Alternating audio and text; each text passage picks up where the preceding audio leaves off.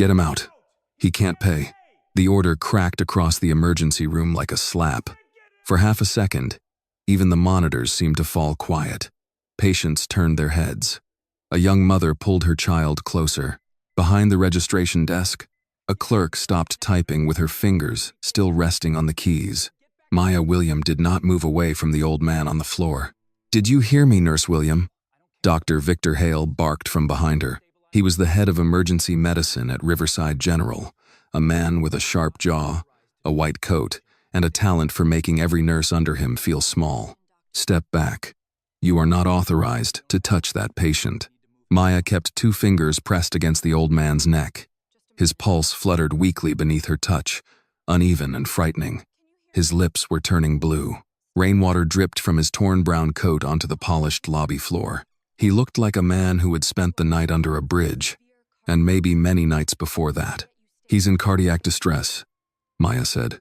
"He needs oxygen now." Dr. Hale gave a short, cruel laugh. Listen to her. 8 years of school, and suddenly she thinks she runs the ER. A few nurses looked down. Tanya Brooks, standing near the supply cart, tightened her grip on a clipboard but said nothing. Maya was 30 years old, a black nurse on the night shift at Riverside General Hospital in Atlanta, Georgia.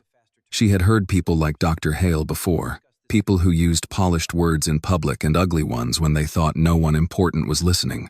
He had called her too emotional when she comforted grieving families, too aggressive when she questioned delayed care, and lucky to have this position whenever she worked twice as hard as everyone else. But tonight, his voice had a sharper edge. "Get up," Hale snapped. "You're making a scene. The scene is a man dying in our lobby," Maya said. Malcolm Reed, the hospital director, stepped forward in his charcoal suit. His silver hair was perfect, his expression cold. He looked less concerned about the old man's breathing than the muddy water spreading across his expensive floor. "Does he have insurance?" Reed asked. A registration clerk swallowed. "We haven't found any ID, sir." "Then he goes to county?" Maya looked up. "He may not survive the ride." Dr. Hale pointed at her. "There it is again. Drama. Always drama with you." Maya felt the words land, but she did not let them move her.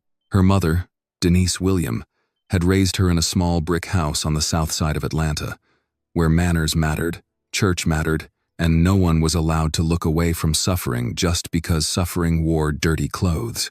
That morning, Denise had warned her over coffee, "Don't let hard people make your heart hard."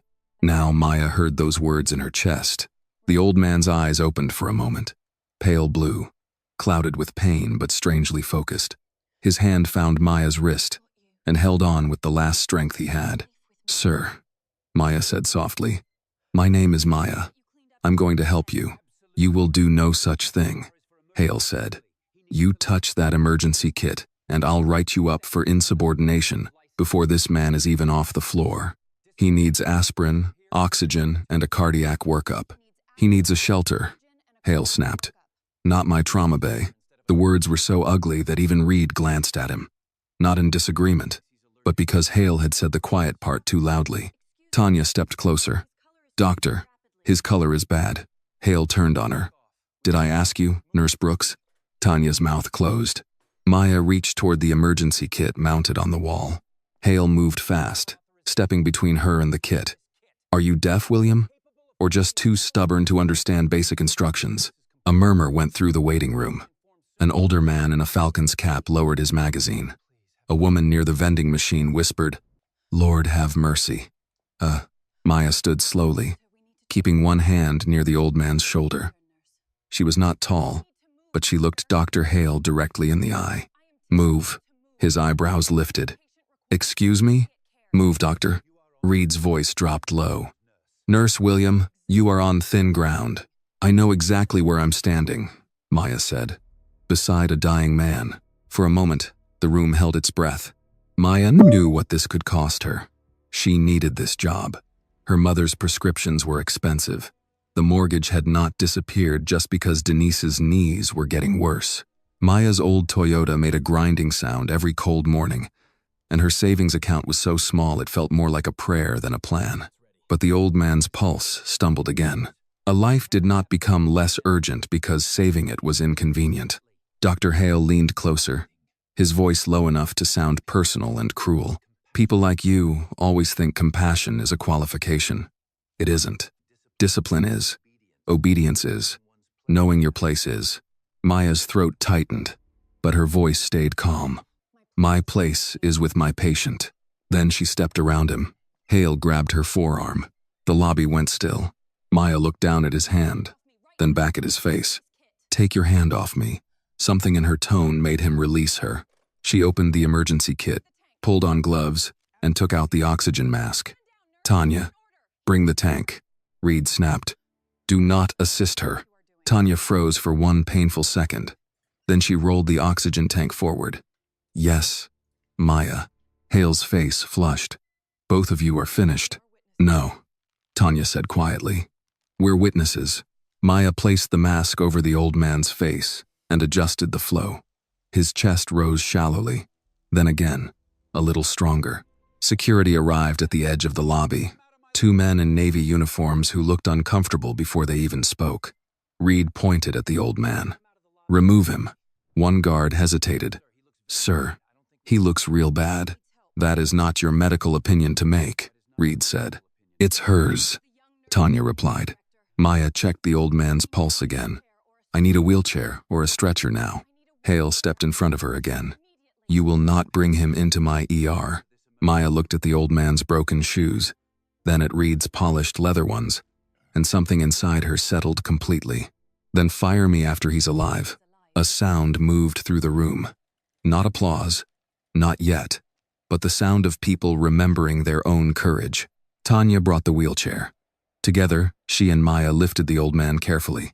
He groaned, but the oxygen was helping. His fingers brushed Maya's sleeve, as if he were trying to thank her but had no strength left to speak.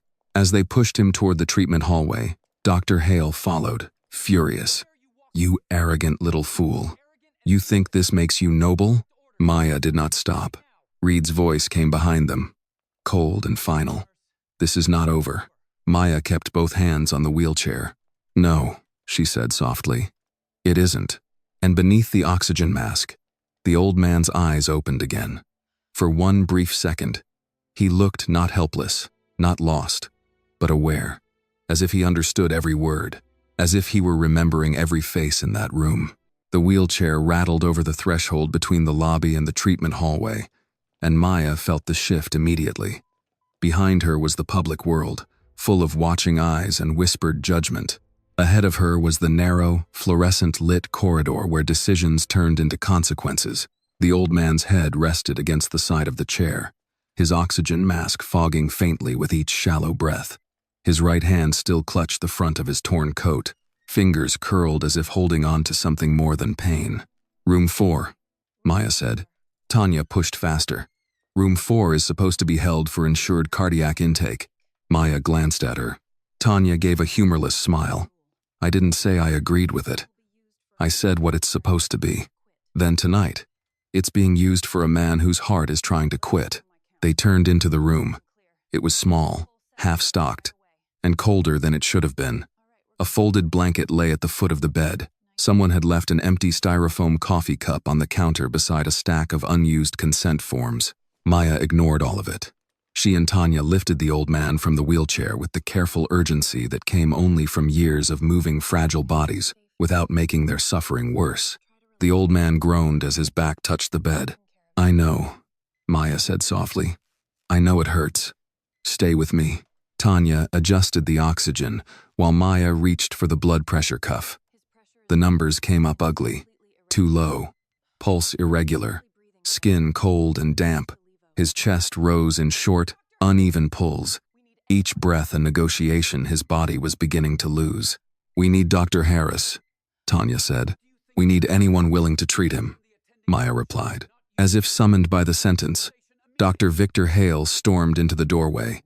Malcolm Reed stood behind him, not entering, just watching from the hall as if the room itself might contaminate his suit.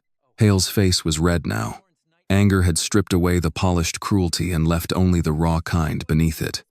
You had no authority to move him. Maya placed cardiac leads on the old man's chest. He had no time to wait for permission. You think that sounds heroic? Hale snapped. It sounds reckless. It sounds like a nurse who can't follow chain of command. Maya looked at the monitor. The rhythm was wrong.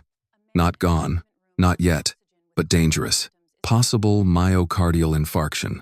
We need aspirin, nitro if pressure allows, labs, EKG, and physician evaluation. You don't give orders in my ER. Then give the right one. The room went still, except for the monitor's uneven beeping. Tanya's eyes widened slightly, but she kept working. Hale stepped closer. You watch your tone. Maya did not raise her voice. Doctor, his pressure is dropping. Reed spoke from the doorway. This patient is not admitted. Maya turned just enough to see him. He is in a treatment room, on oxygen, with cardiac symptoms. You can call him whatever you want, but medically, he is our responsibility. That is not your determination to make, Reed said. No, Maya replied. It's the laws. For the first time that night, something flickered in Reed's expression. Not fear, not yet. Irritation that she had said something inconvenient in front of witnesses. The old man's hand jerked toward his coat pocket again. Maya noticed. Sir? Are you trying to tell me something? His eyes opened halfway. Beneath the pain, there was that same strange clarity. His fingers clawed weakly at the inside of his coat, but he could not reach whatever he wanted. Hale scoffed. He's altered. Probably drunk, high, or both. Maya's head turned toward him slowly. Do you smell alcohol? That's not the point. Then don't diagnose him with your prejudice. Tanya inhaled sharply. Reed's mouth tightened. Hale took one step toward Maya, lowering his voice into something more personal. You have been a problem since the day you arrived. Always questioning. Always performing compassion for an audience. Let me explain something to you, William. This hospital runs because people like me make decisions people like you don't understand. Maya pulled a blanket over the old man's legs. I understand a dying man when I see one. You understand nothing about liability. I understand abandonment. That word landed hard. Reed entered the room then, moving with controlled fury. Enough. Nurse Brooks, leave the room. Tanya hesitated. Now, Reed said. Tanya looked at Maya. Maya gave the smallest shake of her head, not asking Tanya to disobey, not openly, just telling her she understood. Tanya stepped back toward the hallway, but she did not go far. Reed turned to Maya. You are going to disconnect him from hospital equipment. Security will arrange transport to Grady or county intake. He may not survive transport without stabilization. That is not our problem. Maya stared at him. You're saying that out loud? I am saying this facility has protocols. No, Maya said quietly. You're saying his life is worth less because his shoes are broken. For a moment, Reed looked at the old man's shoes at the foot of the bed. Split leather, wet socks, a piece of string where a lace should have been. His face gave nothing away. Hale reached toward the oxygen valve. We are done here. Maya moved before she thought. She caught his wrist, not hard enough to hurt, but firmly enough to stop him. Do not touch that oxygen. Hale stared at her hand on his wrist as though she had committed a crime against nature. You just made the worst mistake of your career. Maya released him. Maybe, but he's still breathing. The monitor suddenly chirped faster. The old man's body stiffened. His left hand clenched. His mouth opened beneath the oxygen mask, trying to pull in air that would not come smoothly. Maya saw the change in rhythm and felt the room narrow down to what mattered. He's crashing, she said. Hale did not move. For one terrible second, neither did Reed. Maya shoved past them and hit the call button. Tanya!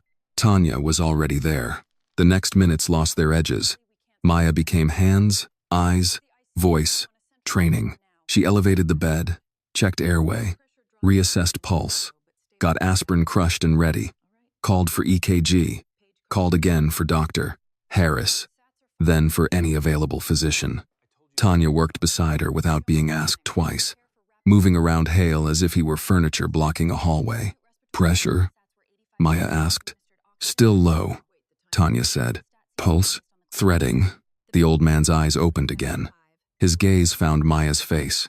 He looked terrified now, but not of death exactly. It was something else. Something unfinished. "You're not alone," Maya told him. "You hear me? Not in this room." His fingers brushed hers.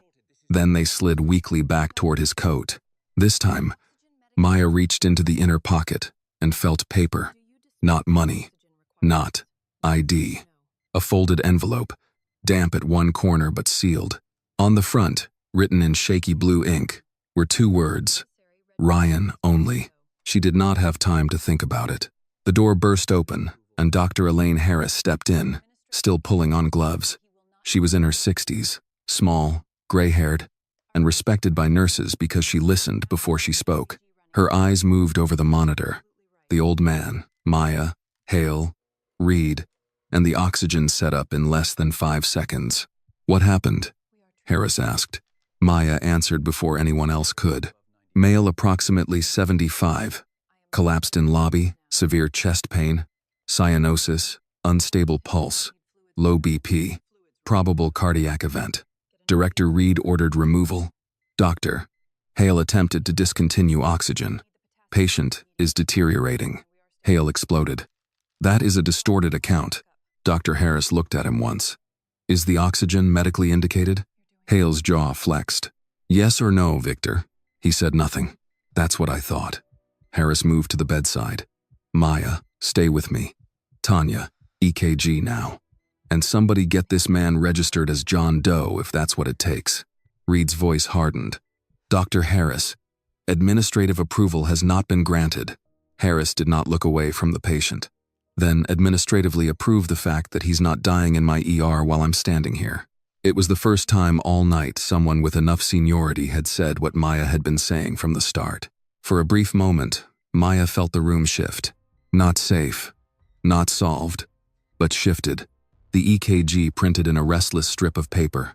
Harris read it, and her face tightened. "We're treating." Now, Reed stepped back, realizing he had temporarily lost control of the medical side of the room. But Maya could feel his eyes on her. Cold, calculating, waiting. They stabilized the old man enough to keep him from slipping away. Not fully, not cleanly, but enough. Minutes stretched into nearly an hour. Medication, monitoring, oxygen, calls, documentation.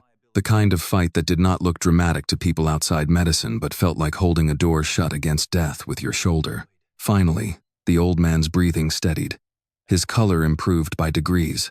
The pulse under Maya's fingers grew stronger. Dr. Harris exhaled. "He's not out of danger, but he's here." Tanya closed her eyes for half a second. "Thank God." Maya looked down at the old man. His face, cleaned slightly by oxygen tubing and hospital light, seemed different now. Still poor-looking, still frail, but there was something in the set of his jaw that did not belong to a man easily dismissed. Dr. Harris touched Maya's shoulder. "Good work." The words should have comforted her. Instead, they made Maya aware of the silence behind her. She turned. Malcolm Reed stood in the doorway, with 2 security guards beside him. Dr. Hale was at his shoulder, expression sharp with satisfaction. Reed held Maya's employee badge in his hand. She had not even felt him remove it from where it hung near the bed rail. "Nurse William," he said, loud enough for the hall to hear. "You are suspended pending termination." Tanya stepped forward. "You cannot be serious." Reed ignored her. "You violated direct orders, misused hospital resources, interfered with administrative protocol, and created liability for this institution." Maya looked from his face to the old man in the bed. Alive, breathing. "That man would be dead," she said. Reed's eyes hardened. "And you are unemployed." He turned to the guards. "Escort her out. If Maya's courage touched your heart, please give this video a like, because sometimes one brave person is all it takes to stand between cruelty and a human life." And before we continue, comment below where you're watching from, your city, your state, or your country, because you never know. Someone near you may be watching this same story right now, feeling exactly what you're feeling. Maya stood very still. Somewhere behind her, the monitor continued its steady beep. Proof of life, proof of what her disobedience had done. As security approached, the old man's eyes opened again. This time, He was awake enough to understand. The old man's eyes opened just as the first security guard reached Maya's side. At first, no one noticed. Malcolm Reed was too busy standing in the doorway with Maya's badge in his hand, wearing the satisfied expression of a man who believed the room had finally returned to its proper order. Dr. Victor Hale stood beside him, arms folded, his mouth twisted into something that was almost a smile. Tanya Brooks looked ready to fight someone. And Dr. Elaine Harris stood at the foot of the bed, with the kind of stillness that came from decades of learning when silence was not agreement, but evidence. Maya noticed the old man because her attention had never really left him. His fingers moved against the sheet, weakly at first, then with purpose. "Mr. Doe?" Maya said softly, ignoring the guard beside her. "Sir, can you hear me?" His gaze found hers. The oxygen mask covered half his face, but his eyes were clear enough now to carry meaning. He looked from Maya to Reed, then to Dr. Hale, then back to Maya. Something changed in his expression. Pain was still there, but behind it sat understanding. Reed snapped, "Do not engage the patient. You are no longer assigned to this room." Dr. Harris turned her head. "Malcolm, he is conscious. That does not change her employment status." The old man's lips moved beneath the mask. Maya leaned closer. "Don't try to talk yet. Save your strength." He lifted his hand 2 inches off the bed, then let it fall. His fingers pointed toward Maya's scrub pocket. Maya frowned. "My pocket?" He gave the smallest nod. Reed's voice sharpened. "Nurse William, step away now." The security guard, a broad man with kind eyes and an uncomfortable face, murmured, "Ma'am, please don't make this harder." Maya looked at him. "He's asking for something. He can ask another nurse," Reed said.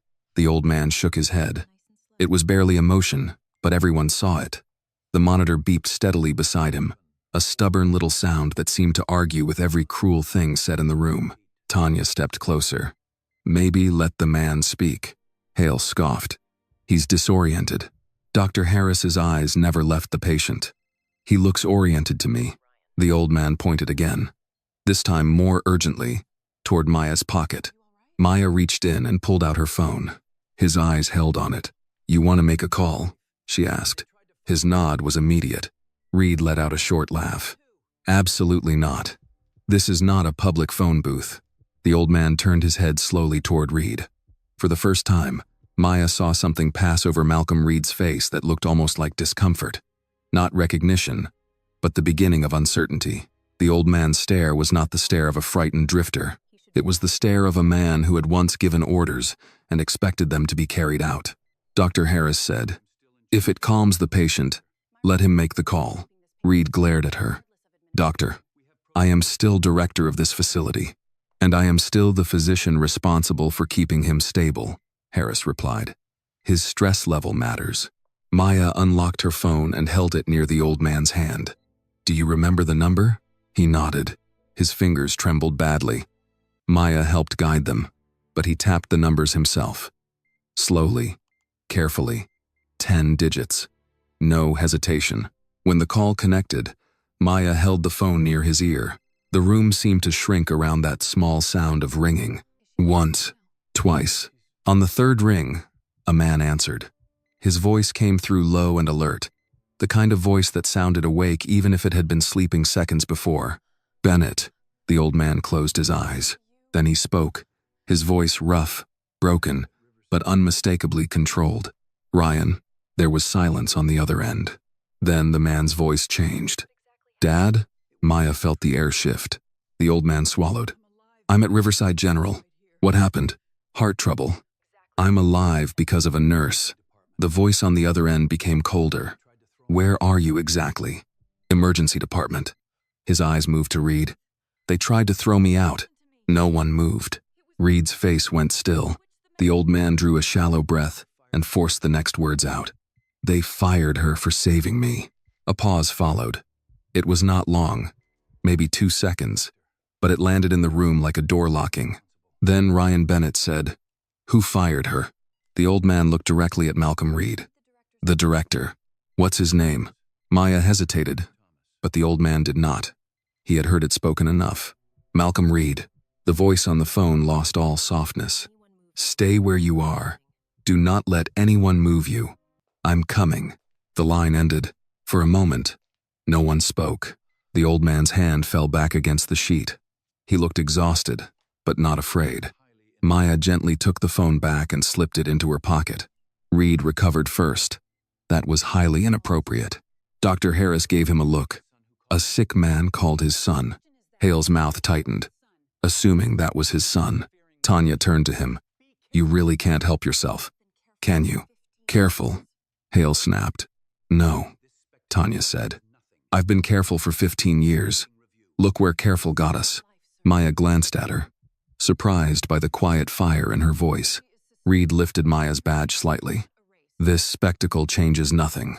Nurse William is still terminated. Suspended pending termination," Dr. Harris said. Reed looked at her.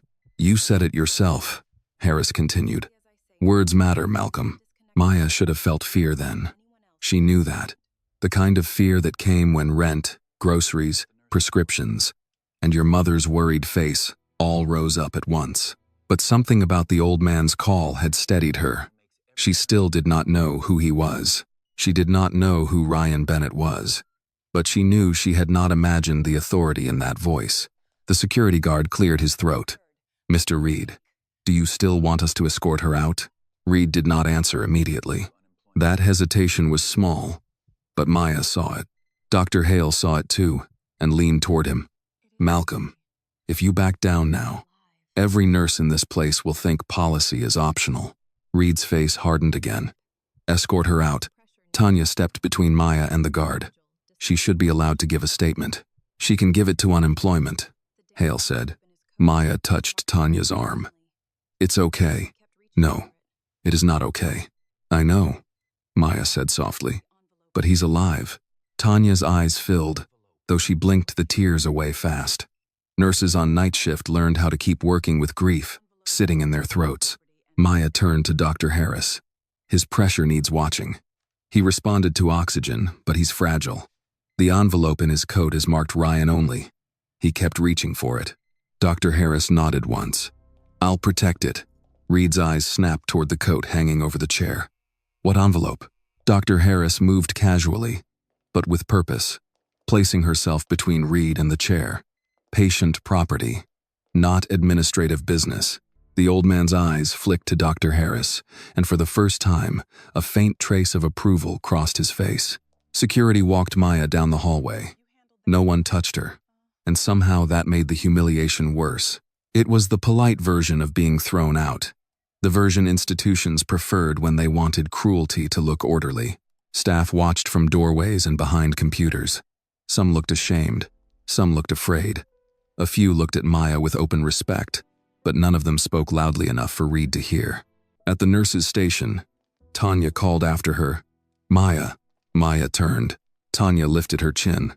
"You did right." Those 3 words almost broke her. Maya nodded and kept walking. The lobby looked different now.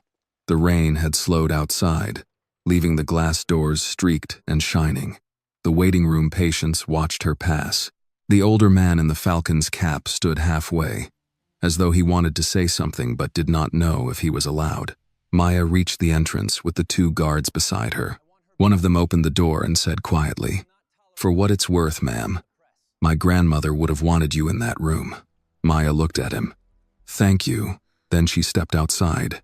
The cold night air hit her face. The hospital lights glowed behind her, bright and clean and indifferent. She stood under the overhang in her thin scrubs, her badge gone, her job gone, her hands still smelling faintly of antiseptic and rain. For the first time, the fear came. It came not as panic, but as a slow heaviness behind her ribs. She thought of her mother at the kitchen table, the mortgage notice tucked beneath a fruit bowl, the orange prescription bottles lined up beside the sink, the old Toyota in the employee lot, the savings account that would not survive one serious emergency. She pressed her hand against the small silver cross pinned inside her scrub top. "Mama," she whispered, though her mother was miles away. "I hope you were right." Behind the glass, she could see Malcolm Reed speaking sharply to Dr. Hale. She could see Tanya standing with her arms crossed, refusing to look away. She could see the room where the old man lay alive because she had disobeyed. And then she heard it, faint at first. A distant siren, then another. Maya lifted her head. Down the wet Atlanta street, red and blue lights began to reflect against the pavement, growing brighter as they approached. Not one vehicle, several. Moving fast, coordinated, purposeful. Inside the lobby, people started turning toward the windows. Maya stood frozen beneath the hospital awning as the first black SWAT vehicle swung into the entrance drive, followed by another, then another. Tires hissed over rainwater. Doors opened before the engines fully stopped. Men in tactical gear stepped out with the calm urgency of people who had not come to ask permission. At the center of them was a tall man in a dark jacket marked Commander. He looked toward the hospital first. Then his eyes found Maya.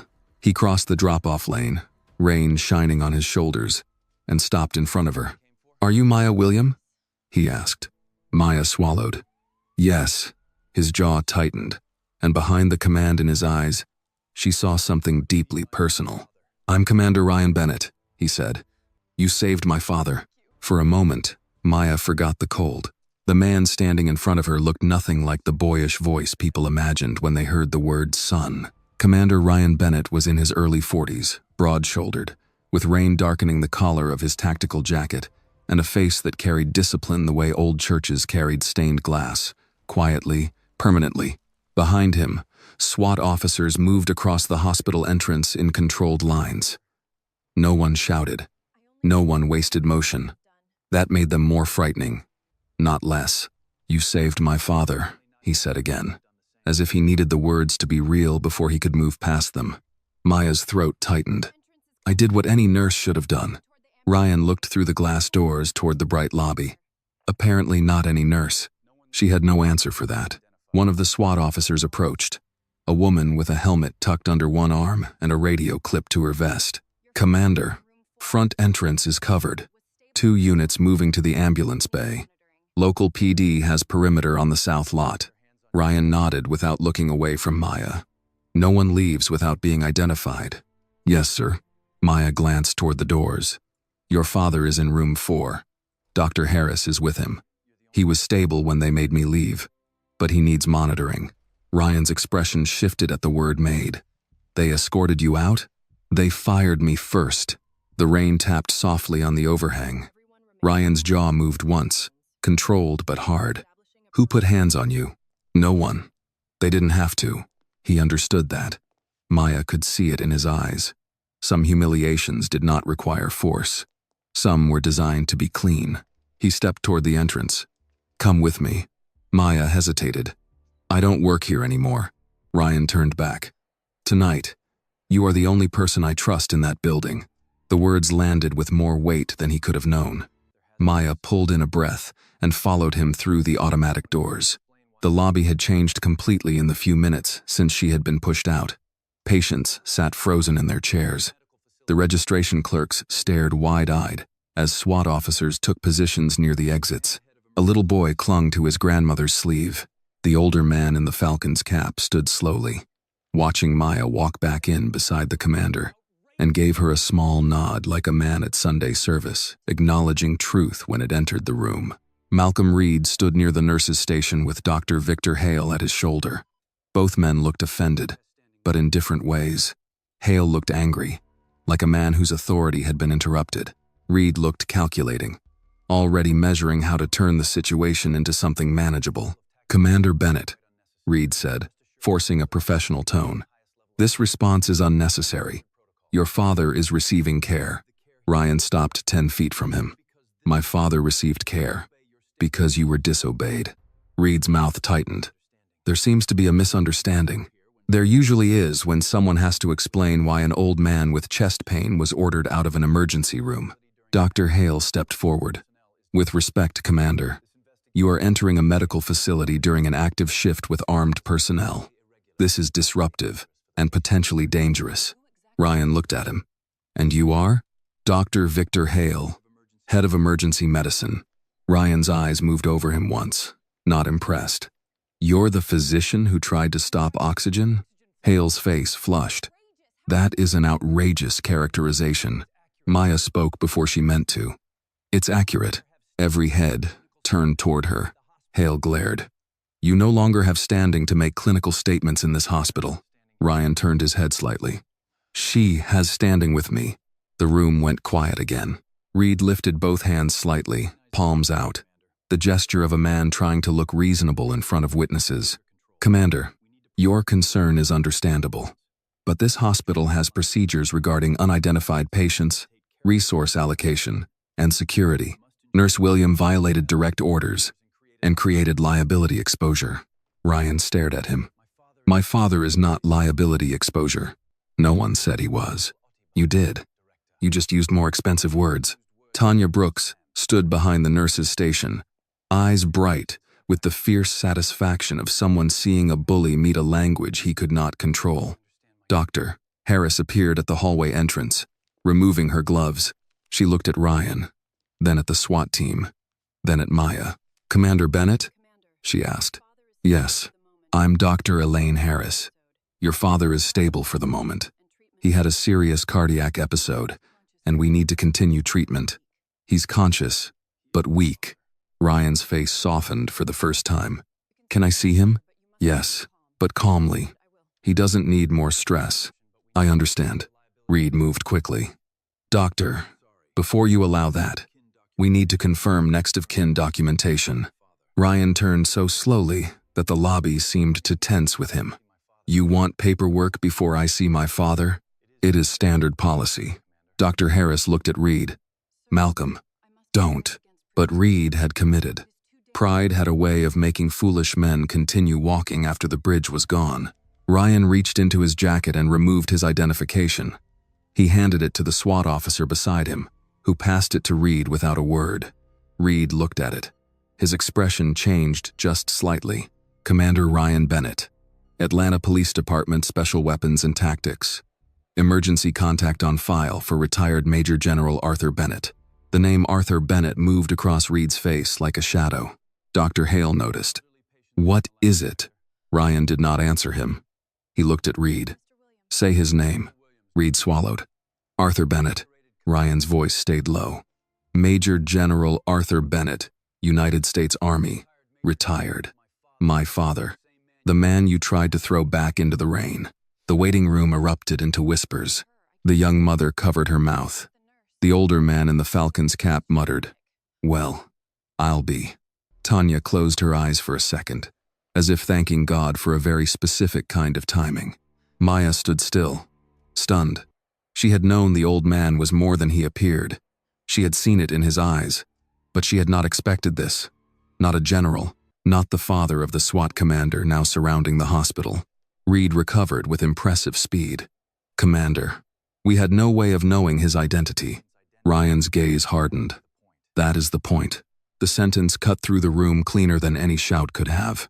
Ryan continued. You should not need to know a man's rank, bank balance, or last name before deciding whether he deserves to live. No one spoke. For a moment, Maya thought of her mother in the kitchen, buttering toast, warning her about men who counted money during prayer. She almost smiled, but the feeling caught in her chest and became something closer to grief. How many people had walked into this hospital without a powerful son? How many had been treated like burdens because no one important would come looking? Ryan turned to Maya. Will you come with me to see him? Maya glanced at Dr. Harris. Dr. Harris nodded. He asked for you twice after they took you out. That nearly undid her. They walked down the treatment hallway together. SWAT officers remained in the lobby, quiet and watchful. Reed and Hale followed at a distance, unwilling to leave a situation they no longer controlled. The corridor smelled of antiseptic and coffee. A monitor beeped somewhere behind a curtain. Normal hospital sounds. But the night was no longer normal. When Ryan entered room 4, his command posture fell away. Arthur Bennett lay propped against the pillows, oxygen still in place, his face pale and lined. Someone had cleaned the rain from his beard. Without the coat and wet clothes, he looked smaller, older, more fragile. But when he saw Ryan, his eyes filled with a warmth so sudden it hurt to witness. Dad, Ryan said, crossing to the bed. Arthur lifted a trembling hand. You came loud, Arthur murmured beneath the mask. Ryan let out a breath that was almost a laugh. and almost something else. You told me to come. I said I needed you, not the whole city. You're my father. I brought enough. Arthur's eyes shifted to Maya. She brought enough first. Maya stepped closer. Sir, you should save your strength. Arthur studied her. I'd be dead if you cared as much about rules as they do. Maya did not know what to say. Ryan turned toward Reed, who had stopped in the doorway. Is her termination already filed? Reed straightened. It is being processed.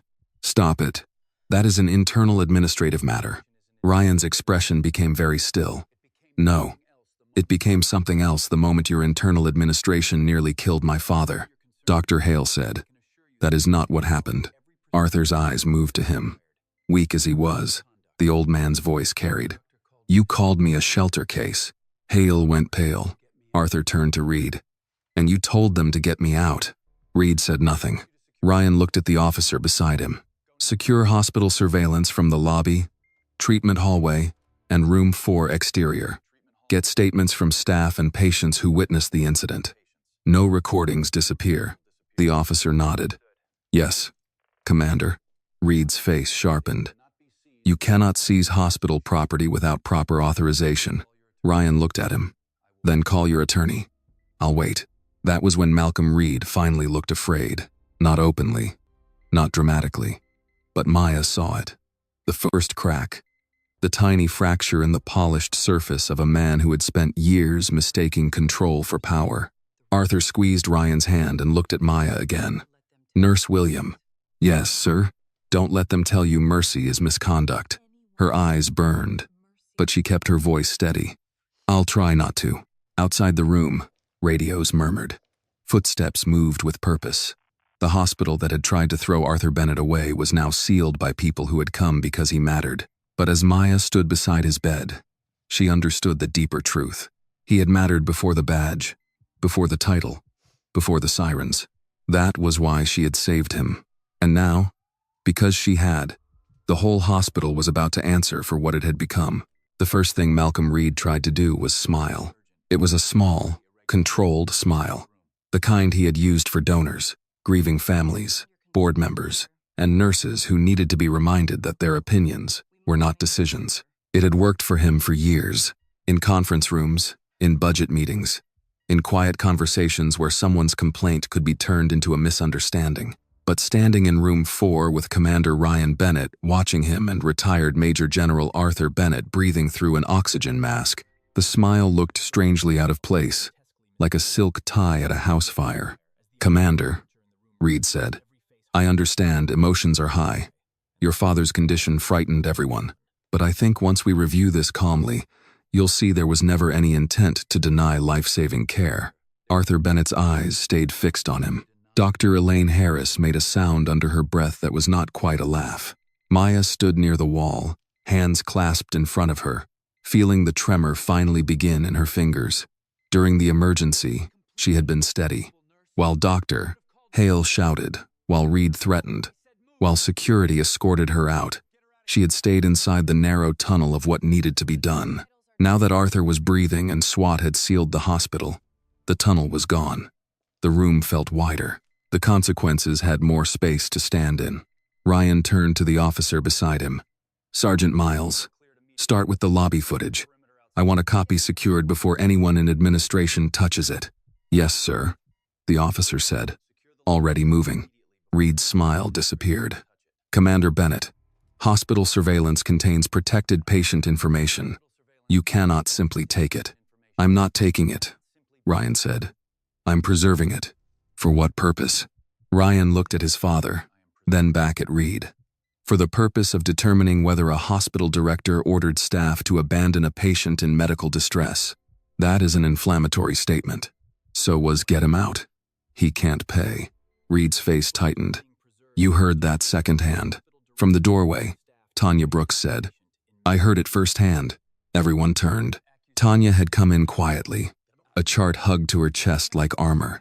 She looked nervous, but not uncertain. There was a difference. Her eyes went briefly to Maya, then to Arthur, then settled on Reed. I was standing right there, Tanya said. So were half the patients in the waiting room. Dr. Hale stepped forward. Nurse Brooks, I suggest you think very carefully before making statements that may damage this institution. Tanya looked at him for a long second. Doctor, I have been thinking carefully since 1998. That is the year I started working nights because my husband got sick, and somebody had to keep insurance on the family. I have thought carefully through budget cuts, bad doctors, broken equipment, and administrators who learned the word compassion from a brochure. So yes, I am thinking carefully. A faint warmth moved through Maya's chest. Hale's jaw clenched. This is not the time for personal speeches. No, Tanya said.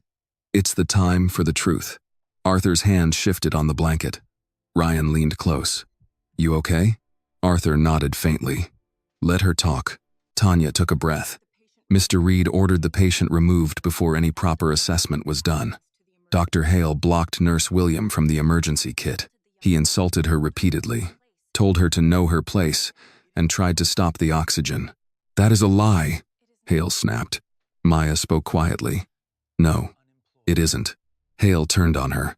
You are unemployed. Ryan's voice cut in. She is a witness. That one sentence changed the shape of the room. Maya felt it. Reed felt it too. His eyes moved toward the hallway, where more staff had gathered, drawn by the gravity of the moment. Nurses, clerks, a respiratory tech, one janitor holding a mop handle like he had forgotten why he was carrying it. Ryan stepped toward the doorway and addressed them without raising his voice. Anyone who saw or heard what happened tonight will be given the opportunity to provide a statement. No one is required to speak in front of their supervisors. No one is to be threatened. If anyone feels pressured, you come to me or one of my officers directly. Reed gave a sharp laugh. You are turning my hospital into a police station. Ryan looked back at him. No, Mr. Reed. You did that when my father had to call me from a bed he was almost denied. Arthur closed his eyes, tired but listening. Maya saw how pale he was and stepped closer to the monitor. Habit moved her before permission did. She checked his oxygen saturation, then his pulse on the screen. Better, though still fragile.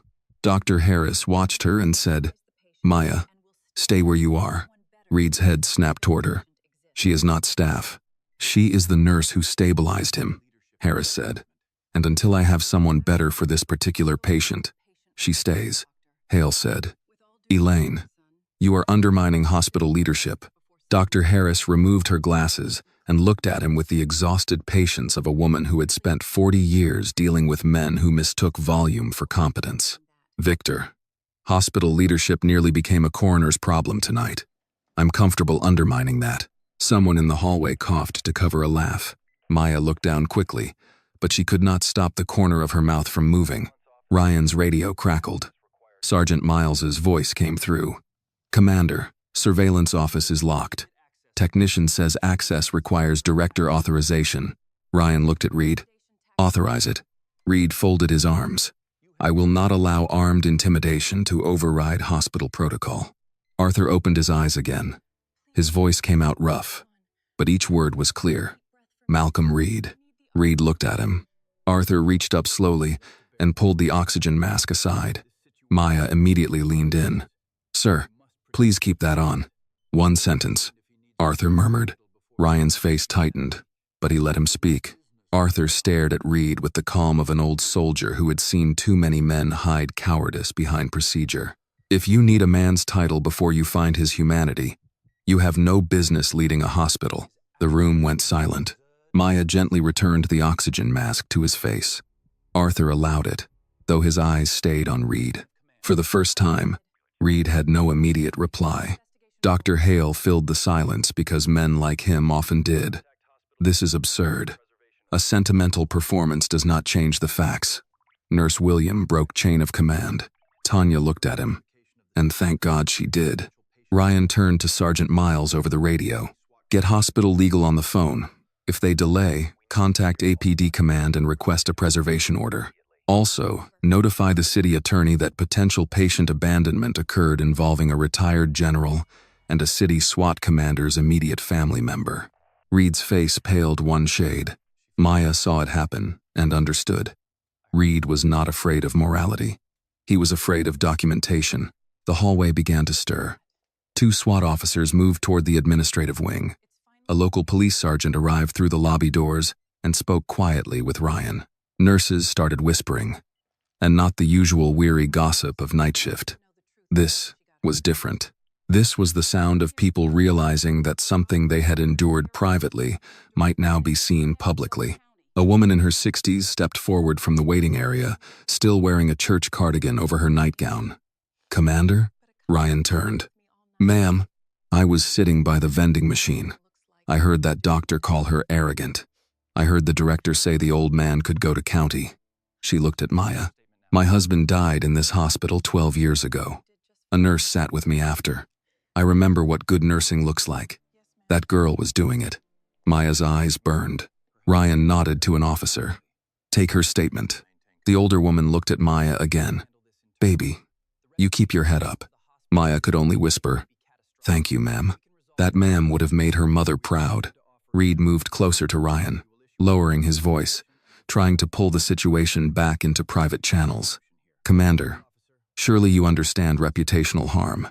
We can resolve this internally. Reinstate the nurse. Issue a clarification. Review procedures." Maya felt the words like a cold draft. Reinstate the nurse. Not Maya. Not the woman who saved his father. A piece on a board. A problem to be managed. Ryan seemed to hear it too. "You don't get to quietly fix what you publicly broke," he said. Dr. Harris checked Arthur's chart and looked at Maya. "He needs rest. Real rest. No more courtroom in his room."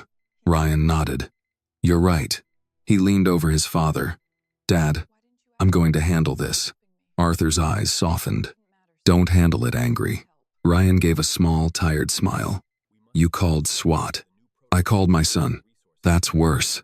For the first time all night, Arthur's mouth curved faintly. Then his gaze shifted to Maya. "Nurse William."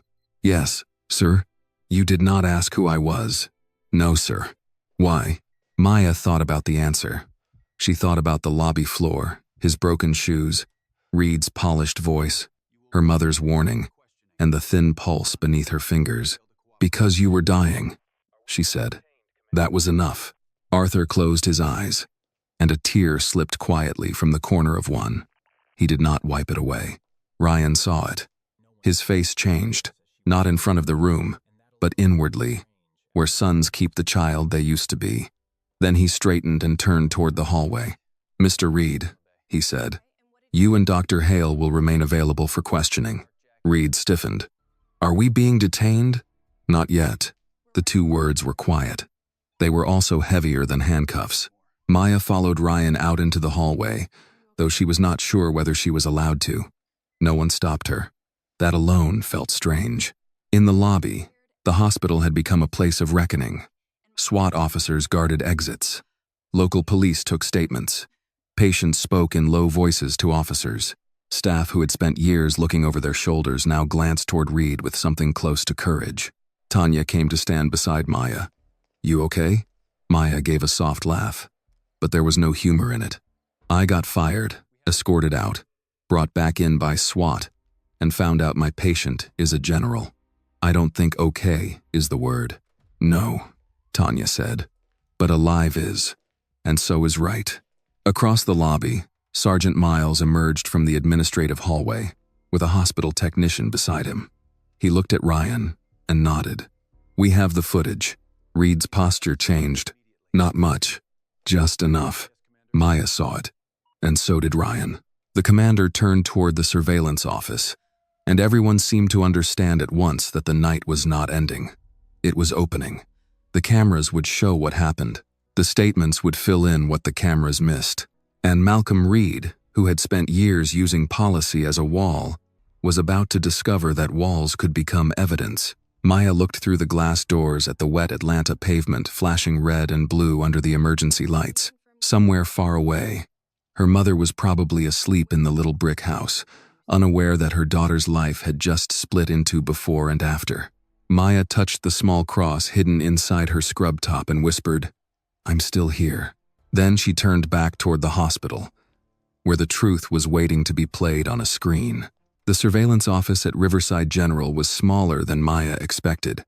For a hospital that liked to present itself as polished and untouchable, the room where it kept its memory was cramped, windowless, and too warm. 3 monitors sat on a long desk beneath a shelf of old binders. A half-empty bag of vending machine pretzels lay beside a keyboard, and a paper cup of coffee had gone cold near the mouse. On the wall, dozens of camera feeds showed hallways, elevators, stairwells, entrances, and waiting areas in silent squares of blue-gray light. Maya stood just inside the doorway with Tanya at her side. Commander Ryan Bennett stood behind the technician's chair, arms crossed, face unreadable. Sergeant Miles had one hand resting near his radio. Malcolm Reed stood near the wall, trying to look inconvenienced instead of cornered. Dr. Victor Hale had followed too, though no one had invited him. The technician, a nervous man named Dennis, clicked through the system with trembling fingers. The lobby camera was working all night, he said. Main entrance, triage desk, hallway outside room 4. Audio isn't standard on most feeds, but the lobby camera has partial audio because of the security intercom. Reed's voice came quickly. Partial audio is often unreliable. Ryan did not look at him. Play it. Dennis swallowed and pressed a key. The screen shifted to the lobby from earlier that night. Maya saw herself kneeling on the wet floor beside Arthur Bennett. Seeing it from above made the scene feel both familiar and strange. The old man looked smaller on camera, swallowed by his torn coat and the shine of rainwater around him. She watched Tanya roll the oxygen tank forward. She watched Dr. Hale block the emergency kit. She watched Reed stand several feet away, clean and still. Then the audio crackled. Get him out. He can't pay. The room went quiet. No one breathed loudly. No one shifted. Even Dr. Hale stopped fidgeting. Maya felt the words strike her differently this time. In the moment, they had been a command. On the recording, they were evidence. Ryan's face did not change, but something in his eyes hardened. Dennis looked as if he wished he could disappear into the desk. Should I continue? Yes, Ryan said. The footage rolled on. They heard Dr. Hale's voice, sharp and unmistakable. Step back. You are not authorized to touch that patient. Then, a few seconds later, clearer than anyone expected. People like you always think compassion is a qualification. It isn't. Discipline is. Obedience is. Knowing your place is. Tanya slowly turned her head toward him. People like you? Hale's face drained of color.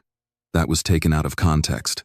It was a hallway camera, Victor, Dr. Harris said from the doorway. Maya had not heard her come in. The older doctor stood with her glasses in one hand, exhaustion in her face, and disappointment in every line of her posture. Hale tried again. I meant insubordinate employees. No, Tanya said quietly. You meant Maya. Maya kept her eyes on the screen.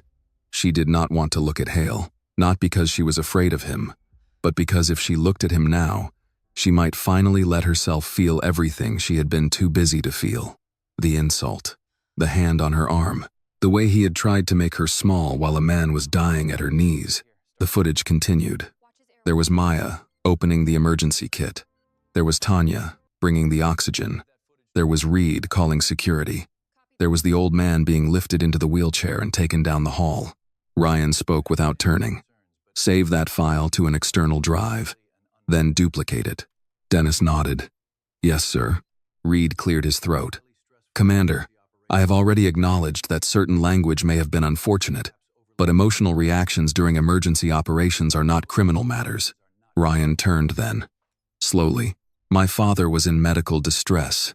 You ordered him removed because he appeared poor. Your head of emergency medicine interfered with basic stabilization. You terminated the nurse who intervened. That is not unfortunate language. That is a pattern. Reed lifted his chin. I will not be interrogated in my own facility without counsel. No one is stopping you from calling counsel, Ryan said. Reed reached for his phone. Sergeant Miles stepped forward. You may make a call, sir, but do not delete messages, access hospital systems, or communicate with staff about testimony. Reed's eyes flashed. Are you accusing me of obstruction? I'm preventing it, Miles said. The words hung there, calm and devastating. Maya looked back at the monitors. On one screen, the live feed showed room 4. Arthur lay under white blankets. Ryan's officer posted outside his door. Dr. Harris's nurse checking the monitor. On another, patients in the waiting room sat in clusters, speaking quietly to officers. Some had stayed just to give statements. That moved Maya more than she expected. People who had come in sick, tired, scared, or worried had chosen to remain because they had seen something wrong and did not want it buried. Tanya leaned closer to Maya. You holding up? I don't know. That's honest. Maya folded her arms, partly to keep her hands still. I keep thinking about what happens when everyone leaves. Tanya nodded. You mean when the lights stop flashing and payroll remembers they still know how to punish people? Yes. Before Tanya could answer, Ryan said, Miss William. Maya looked up. He had stepped aside from Reed and was watching her, not unkindly. You're worried this disappears when the night shift ends. Maya hesitated, then decided truth was simpler. I've seen things disappear. So have I. There was no speech in his tone, no performance, just recognition. Dr. Harris entered fully now. Commander, your father is stable enough for transfer to cardiac observation once we clear a room. He's asking for Maya again. Reed snapped. She has no clinical role here. Dr. Harris did not even look at him. Malcolm, I have been patient because there is a sick man in this building. Do not mistake restraint for uncertainty. That silenced him. Ryan turned to Maya. Would you sit with him? Not as staff, if that complicates things. As the woman he asked for. Maya's first instinct was to say yes. Her second was fear. Is that allowed?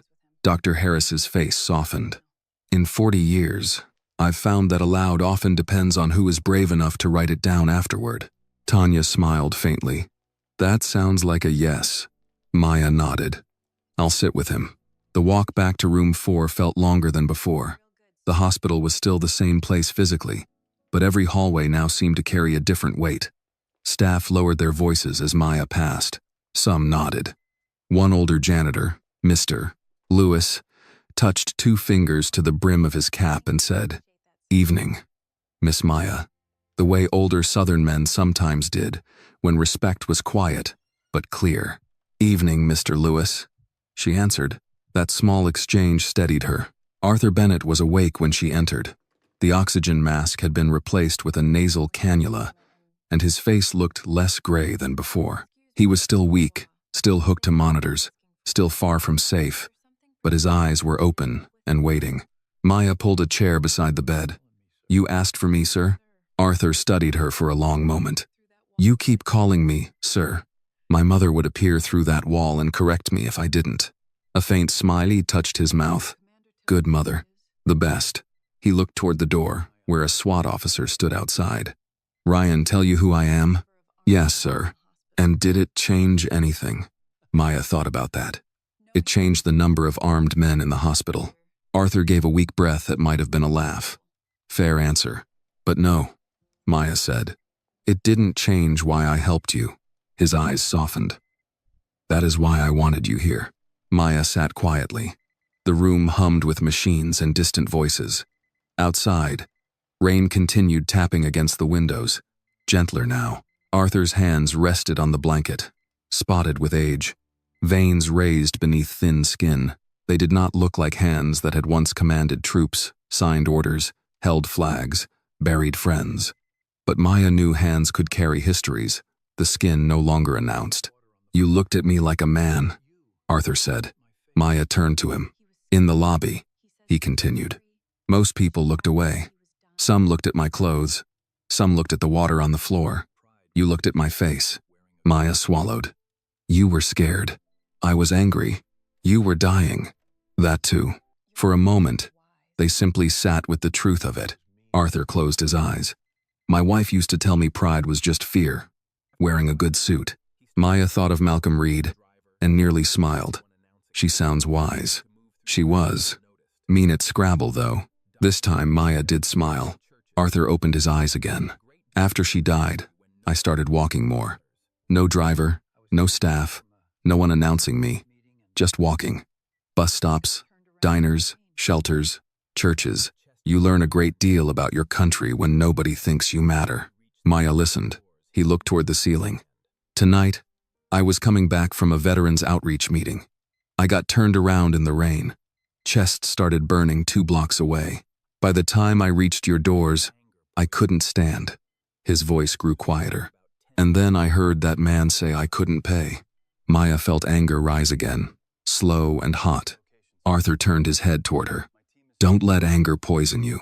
I'm trying not to. Good. Anger is useful for about 10 minutes. After that, it starts giving bad advice. That sounded like something her mother would agree with. The door opened softly, and Ryan stepped in. He looked from his father to Maya. How's he doing? Still giving orders, Maya said. Ryan's face eased. Then he's improving. Arthur lifted one finger. Don't get cute. Ryan came to the bedside, and for a brief moment, Maya saw the commander disappear. He was just a son, checking the rise and fall of his father's chest. We secured the footage, Ryan said. Arthur closed his eyes. Good. Statements are being taken. Reed's attorney is on the way. Arthur opened one eye. Let him bring 2. Ryan smiled faintly, then looked at Maya. Miss William, there's something you should know. My father wants to make a formal statement before he's moved. Maya looked at Arthur. Sir, you need rest. I need both, Arthur said.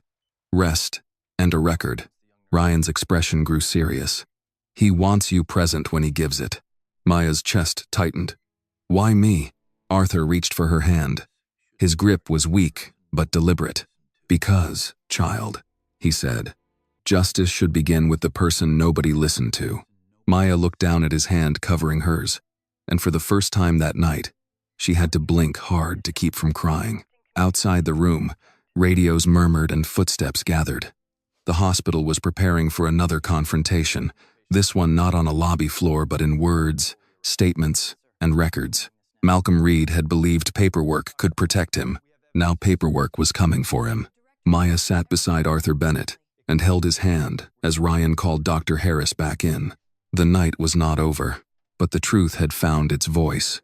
Ryan called for the statement to be taken in room 4, but Dr. Harris made the rules before anyone else could turn it into a battlefield. 5 people maximum, she said, standing at the foot of Arthur Bennett's bed with a chart tucked under one arm. The patient is not a podium. He is not a press conference.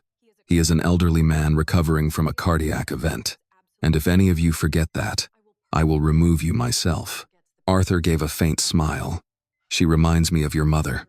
Ryan looked at him. You always said Mom was the only officer you feared. She outranked common sense. Dr. Harris raised an eyebrow. General, save your oxygen. Yes, ma'am, Arthur said. Maya sat beside the bed, still holding one of Arthur's hands between both of hers. She did not know whether she belonged in the room, but Arthur had asked for her, and for once no one had the nerve to tell him no. Ryan stood near the wall with Sergeant Miles beside him, tablet ready. Dr. Harris stayed close to the monitor. Tanya remained just inside the doorway, invited by Arthur after he learned she had brought the oxygen tank when Reed ordered her not to. The 5th person was Malcolm Reed. He stood stiffly near the door, his attorney not yet arrived, his face pale with the effort of appearing calm. Dr. Hale had tried to enter with him, but Dr. Harris had blocked him with one sentence. You are not medically necessary, and emotionally you are a hazard. Tanya had coughed into her hand to hide a laugh. Now the room was quiet, except for the soft hiss of oxygen and the steady beep of the monitor. Ryan looked at his father. Dad, you don't have to do this now. Arthur's eyes remained clear. Yes, I do. Men like him count on people waiting until morning. Reed's mouth tightened. General Bennett, I would caution against making inflammatory accusations while under medical stress. Arthur turned his head slowly toward him. Mr. Reed, I have made decisions under artillery fire with less stress than you caused in your lobby. Reed said nothing. Sergeant Miles began recording. Statement of retired Major General Arthur Bennett, taken at Riverside General Hospital, Atlanta, Georgia. Time is 11:42 p.m. Present are Commander Ryan Bennett, Sergeant Miles, Dr. Elaine Harris, Nurse Tanya Brooks, Maya William, and Hospital Director Malcolm Reed. General Bennett, please state what happened in your own words. Arthur took a breath. Maya felt his fingers tighten faintly around hers. I entered this hospital tonight in distress, he said. His voice was weak, but each word carried. Chest pain, shortness of breath. I collapsed near the entrance. Nurse Maya William came to me. She checked my pulse. She recognized I needed care. Mr. Reed asked if I had insurance. When no proof of payment was presented, he ordered me removed. Reed shifted. That is not a complete description of the administrative context. Ryan looked at him. Do not interrupt my father. The warning was quiet. It worked. Arthur continued. Dr. Hale joined him. He insulted Nurse William. He blocked her from the emergency kit. He attempted to prevent oxygen from being administered. Nurse William and Nurse Brooks acted anyway. Because they did, I am alive. Maya looked down. She could not bear the way those words filled the room. Not because they were false, but because they were true. Arthur turned his eyes to Reed. Then, after my condition improved, Mr. Reed terminated Nurse William in front of staff and patients. He did it not because she failed in her duty, but because she fulfilled it in a way that embarrassed him. Reed's face reddened. I object to that characterization. Arthur's voice roughened. I object to dying on a lobby floor. Tanya looked away, jaw tight. Dr. Harris checked the monitor, then nodded for Arthur to continue. Arthur closed his eyes for a moment. When he opened them, something older than anger sat behind them. I have worn uniforms. I have sat in rooms where men decided who mattered and who did not. I know the danger of that thinking. It never announces itself as cruelty. It announces itself as order, efficiency, policy, the good of the institution. But at the end of it, someone weaker is always left outside the door. Maya felt those words settle deep. Reed tried a different tone now, quieter, almost sympathetic. General, no one wanted harm to come to you.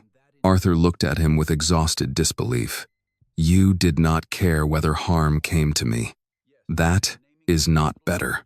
The monitor beeped steadily. Sergeant Miles asked, General Bennett, do you wish to file a formal complaint? Yes.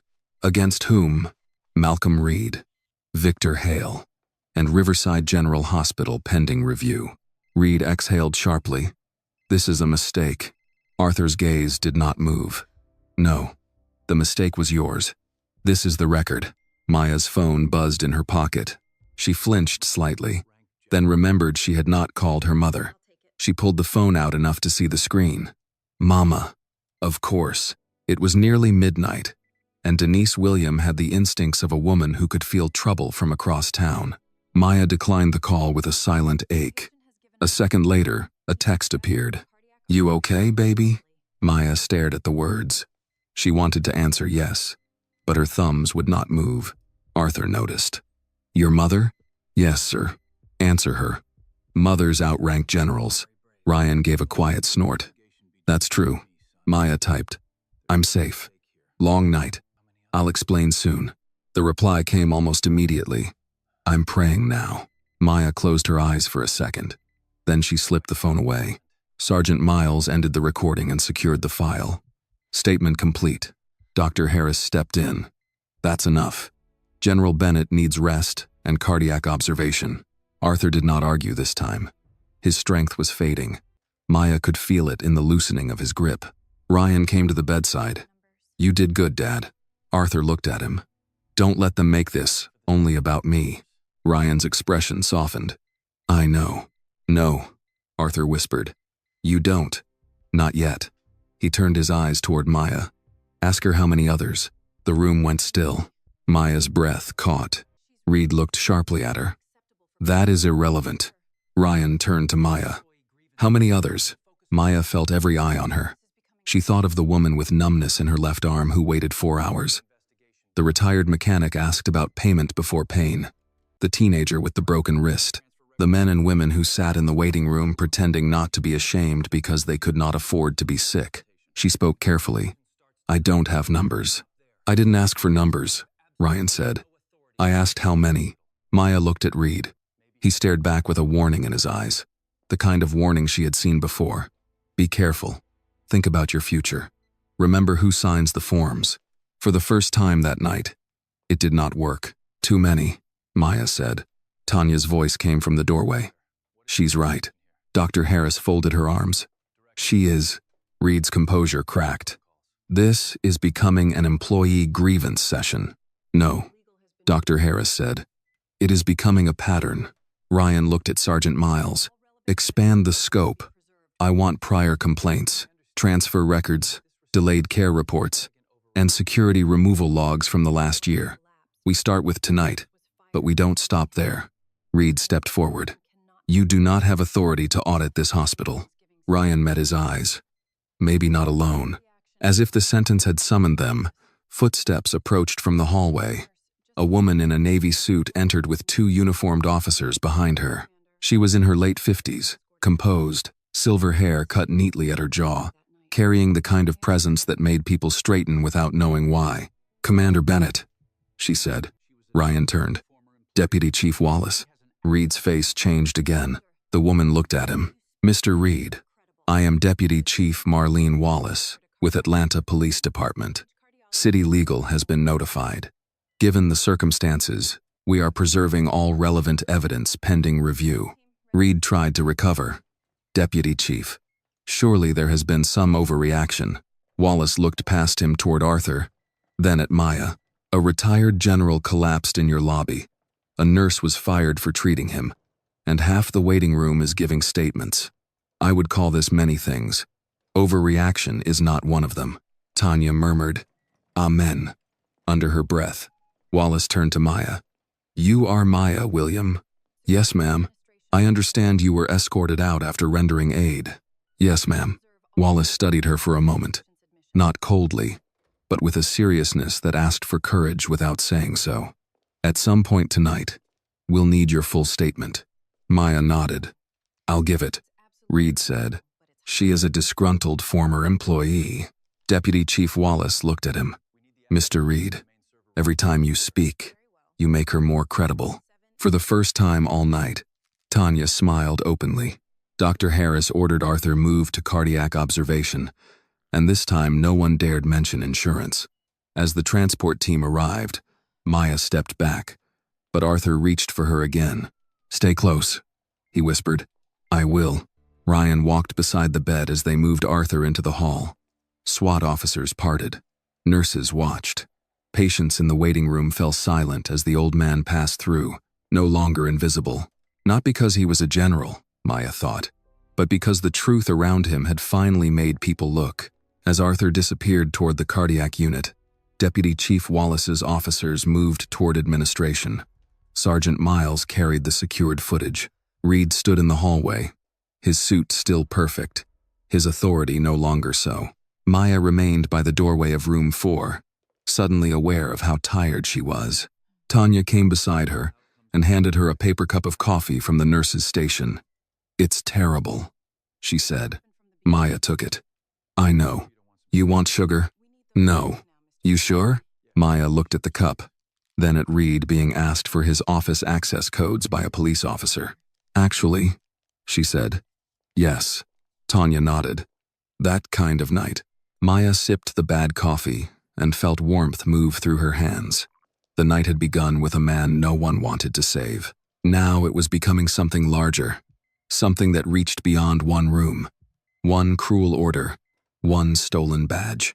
Somewhere in the hospital, Arthur Bennett's heart was still fighting. And because it was, the truth had more time. The bad coffee tasted like burnt pennies and old decisions, but Maya drank it anyway. She stood beside Tanya at the nurse's station while the hospital rearranged itself around the truth. The same fluorescent lights still buzzed overhead. The same registration phones still blinked. The same waiting room chairs still held tired patients and worried families, but nothing felt the same. Riverside General had always carried an invisible order, administrators above doctors above nurses, insured patients above uninsured ones, polished shoes above broken shoes. Tonight, that order had been cracked open, and people were beginning to look through it. Deputy Chief Marlene Wallace's officers moved with quiet authority through the administrative hall. Sergeant Miles and the hospital technician disappeared into the surveillance room again to secure backups. 2 SWAT officers stood near the front entrance, not blocking care, but making it clear that no one important would slip into the rain unnoticed. Commander Ryan Bennett had gone upstairs with his father to cardiac observation, and Malcolm Reed had been left in the lobby with the expression of a man who had suddenly discovered that walls could listen. Dr. Victor Hale stood near the physician workstation, pretending to read a chart he had not turned a page on in several minutes. Tanya noticed Maya looking at him. "Don't let him crawl back into your head. He's been there a while," Maya admitted. Tanya leaned one hip against the counter. "Men like Hale rent space in people's heads because nobody charges them." Maya almost laughed. "You always talk like this?" "Only after midnight, and only when someone deserves it." Across the station, an older respiratory therapist named Glenn slowly set down a plastic supply tray. He was in his early 60s, with a gray mustache and the permanent stoop of a man who had spent half his life leaning over bedsides. He had said little all night, but now he looked toward Maya and cleared his throat. "I saw something last spring," he said. Tanya turned. "Glenn?" He rubbed the back of his neck. "Man came in from a bus stop. COPD flare-up. Couldn't breathe worth a damn. No insurance card. They made him wait almost 2 hours while beds sat open." Maya remembered. She had not been assigned to that patient, but she remembered the man's cough rattling across the waiting room. Glenn looked toward Dr. Hale. "He ended up in ICU by morning." Hale snapped the chart shut. "That is enough." "No," Deputy Chief Wallace said, stepping out from the administrative hallway. "It is not." Hale stiffened. "Deputy Chief, with respect, medical outcomes are complex. Staff gossip is not evidence." Wallace looked at Glenn. "Sir, if you are willing, one of my officers will take your statement." Glenn swallowed, then nodded. "I'm willing." That was the moment the dam began to give way, not dramatically, not with shouting. People who had worked in hospitals for years did not shout when the truth finally came.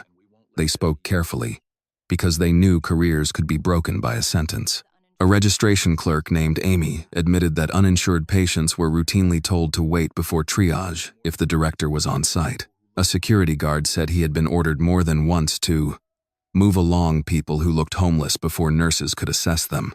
An elderly volunteer in a pink cardigan whispered that she had seen families cry at the desk because they were asked about payment before anyone asked what hurt. Maya listened, and with each statement something heavy grew inside her. Relief. Yes, because she was not crazy, not oversensitive, not imagining the pattern, but grief too, because being right meant people had suffered. Tanya seemed to feel it as well. Her face lost some of its fire and settled into sorrow. "We all knew pieces," she said quietly. "Nobody had the whole picture." "Maybe we didn't want the whole picture," Maya replied. Tanya looked at her. "Maybe we were scared." Maya did not argue. Fear had been the quiet supervisor in that hospital long before Malcolm Reed walked into the lobby. Fear of losing insurance. Fear of losing hours. Fear of bad evaluations and frozen promotions, and the slow punishment of being scheduled for every holiday until you learned to stop questioning. Maya knew that fear intimately. She had carried it like a folded bill in her pocket, always there, always counted. Her phone buzzed again. "Mama, I'm still awake." Maya stared at the message for a moment before stepping into a quieter corner near the vending machines. She called. Denise answered immediately. "Baby, I'm okay." "You said safe. Safe and okay are not the same thing." Maya closed her eyes.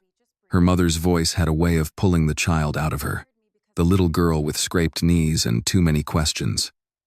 "I got fired." Silence. Then Denise said, "For what?" "For saving a man they didn't want to treat."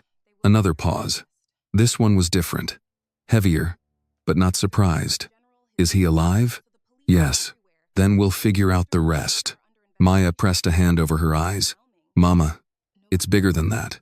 He's a retired general. His son is the SWAT commander. The police are here. They're investigating Reed and Dr. Hale." Denise exhaled slowly. "Lord, I don't know what happens next. None of us ever do. That's why doing right has to be enough before the reward shows up. Maya's throat tightened. What if there is no reward? Then you still have to sleep with your own soul. Maya laughed softly through the ache. You should write greeting cards. I should be asleep. But my daughter is out here starting civil rights hearings in an emergency room. Mama, I'm proud of you. Those 4 words nearly took Maya's knees out from under her. She leaned against the wall beside the vending machine, listening to the faint hum of refrigeration and the distant murmur of officers taking statements. I was scared. Courage ain't the absence of scared, Denise said. It's telling scared to sit in the back seat while you drive. Maya wiped under one eye. I love you. I love you too. And Maya? Yes, ma'am. Eat something. Coffee is not dinner. Despite everything. Maya smiled. Yes, ma'am. When she returned to the nurse's station, Tanya handed her a wrapped peanut butter cracker pack without a word. Maya stared at it. Did my mother call you? No. I'm just old enough to know when somebody is running on fumes. Maya opened the crackers and ate one, even though her mouth felt too dry for food. At the far end of the lobby, Malcolm Reed was on his phone, speaking low and fast. Deputy Chief Wallace stood nearby, watching him like a hawk watching a field mouse. Reed's polished confidence was beginning to fray. His tie was loosened. His hair, perfect earlier, had one strand out of place near his temple. It was a small thing, but Maya noticed. Men like Reed believed appearances were armor. Tonight, even his armor was tired. Dr. Hale walked toward Maya. Tanya immediately straightened. Don't. Hale ignored her. He stopped a few feet from Maya, keeping his voice low enough that he could pretend later it was a private conversation.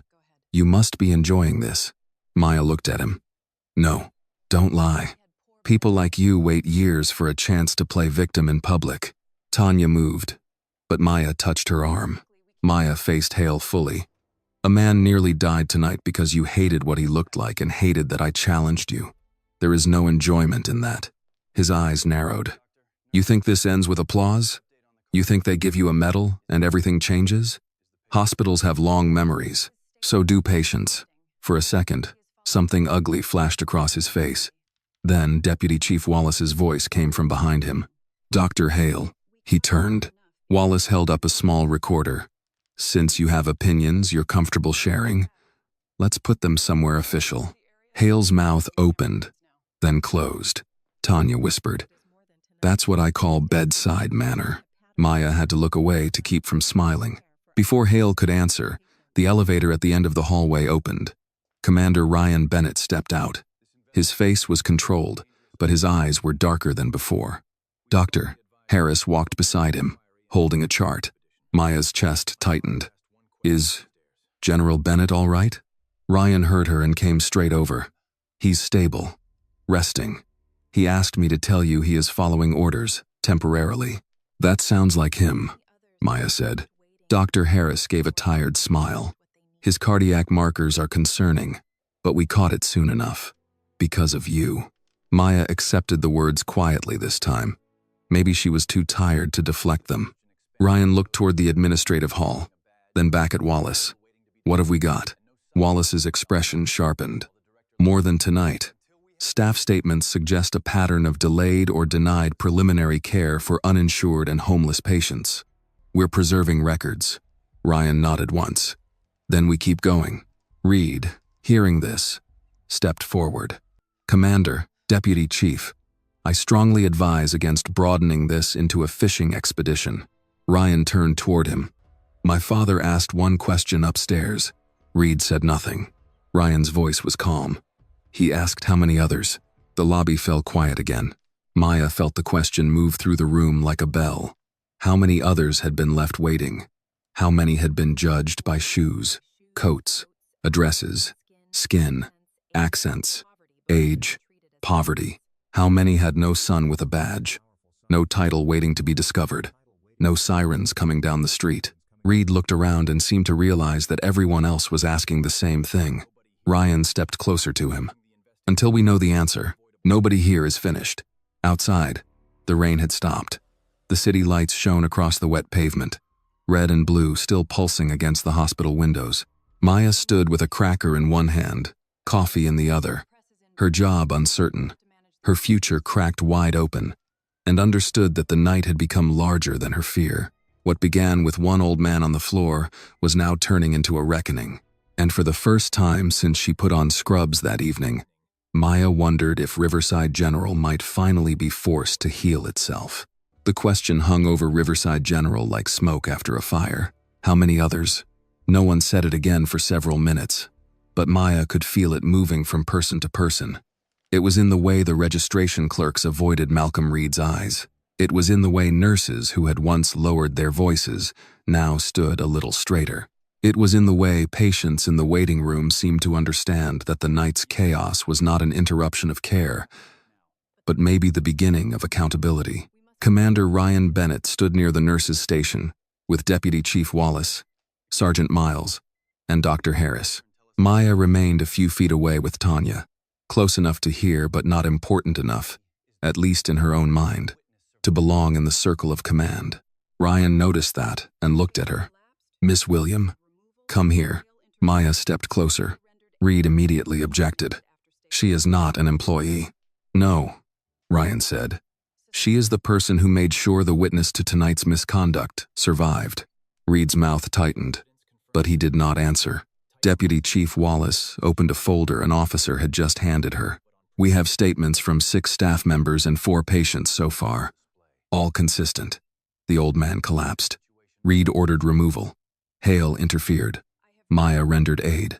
She was terminated after the patient stabilized. "Suspended pending termination," Dr. Harris corrected dryly. Wallace gave her a brief smile. "Noted," Sergeant Miles added. "The video confirms the major points." Reed lifted his chin. "The video does not show medical necessity. It shows an emotional nurse escalating a situation." Maya felt the old familiar sting, but before she could answer, Dr. Harris did. "Malcolm, I have reviewed the vitals, the EKG, and the treatment timeline. Medical necessity is not in question." Hale, who had been standing near the physician workstation, pushed himself into the conversation. "Elaine, with all respect, you arrived after the initial decision. And yet I arrived before the patient died," Harris said, which appears to be the line Maya was trying to hold. Tanya murmured, "That line had better staffing than this hospital." Maya glanced at her, and Tanya raised her eyebrows as if to say, "What?" It's true. The moment might have broken some of the tension if an officer had not appeared from the administrative hallway with a laptop tucked under one arm and a troubled look on his face. "Deputy Chief," he said, "we need you in records." Wallace's expression changed. "What did you find?" The officer looked at Reed, then back at Wallace. "A removal log." Reed's face went still. Ryan saw it. So did Maya. Wallace closed her folder. "Show me." They moved down the hallway toward administrative records. Maya did not expect to be included, but Ryan glanced back. "Miss William, Dr. Harris, come with us." Reed stepped forward. "Absolutely not. Confidential patient records cannot be reviewed by unauthorized individuals." Wallace stopped and faced him. "Then walk with us and explain what we're looking at." That was the last thing Reed wanted, but refusing would have looked worse. He followed. The records room was down a short corridor behind billing, past a staff bulletin board covered with flu shot reminders, retirement party photos, and a faded flyer for a hospital chili cook-off. The ordinary details made the moment feel more unsettling. Maya had passed that board 100 times with coffee in her hand, never imagining that behind the locked door beyond it might be evidence of what poor patients had endured. Inside, the records room smelled of toner, paper, and dust warmed by old machines. A clerk named Susan sat at a computer, pale and frightened. She was in her 50s, with reading glasses hanging from a chain and a cardigan buttoned wrong in her nervousness. "I didn't know what it meant," Susan said before anyone asked. "I just entered what I was told to enter." Wallace's voice softened slightly. "No one is accusing you right now. Show us." Susan clicked through a hospital database. A spreadsheet opened. Rows of names, dates, times, notes, and disposition codes filled the screen. Maya leaned closer. "Security assist. Non-compliant. Removed from premises. Referred to county. No insurance documentation. Refused intake. Her stomach tightened. Dr. Harris whispered, "Dear God." Ryan's face hardened. "How far back does this go?" Susan's hands trembled on the mouse. "This file is 12 months. There are archived versions going back at least 3 years." Reed spoke quickly. "These are routine security entries. Hospitals manage disruptive individuals every day." Maya looked at the rows. Some names were listed as unknown. Some had ages: 68, 59, 74, 43. One note said, "Elderly female. Confused. Odor of urine. No ID." Another said, "Male veteran.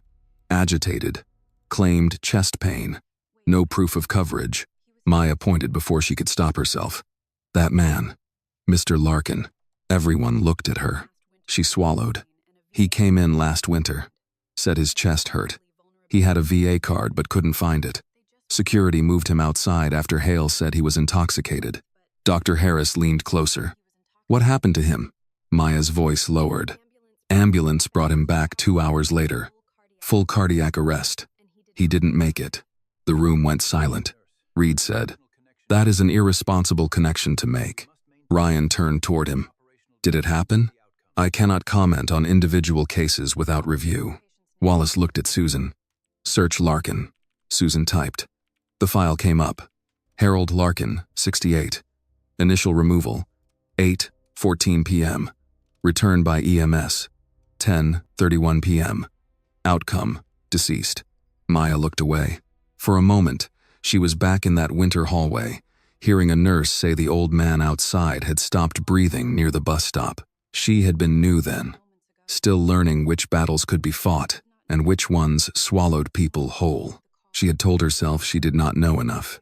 She had told herself someone else had made the call. She had told herself she would speak next time. Tonight had been next time. Tanya, standing behind Maya, placed a hand gently between her shoulder blades. Wallace's voice grew cold. "Mr. Reed, who authorized these removal guidelines?" Reed adjusted his cuff. "Again, you are misinterpreting administrative notes. These entries reflect safety concerns, not denial of care." Dr. Harris pointed at the screen. "Safety concern. Chest pain, no insurance. Safety concern. Shortness of breath, no ID. Safety concern. Elderly confused woman with Medicare pending. Malcolm, this is not security. This is sorting human worth by paperwork." Hale appeared in the doorway, drawn by the commotion. "That is a reckless accusation." Ryan looked at him. "You're in several notes." Hale stiffened. Susan clicked another filter, her voice barely above a whisper. "Dr. Hale's name appears in 42 removal approvals."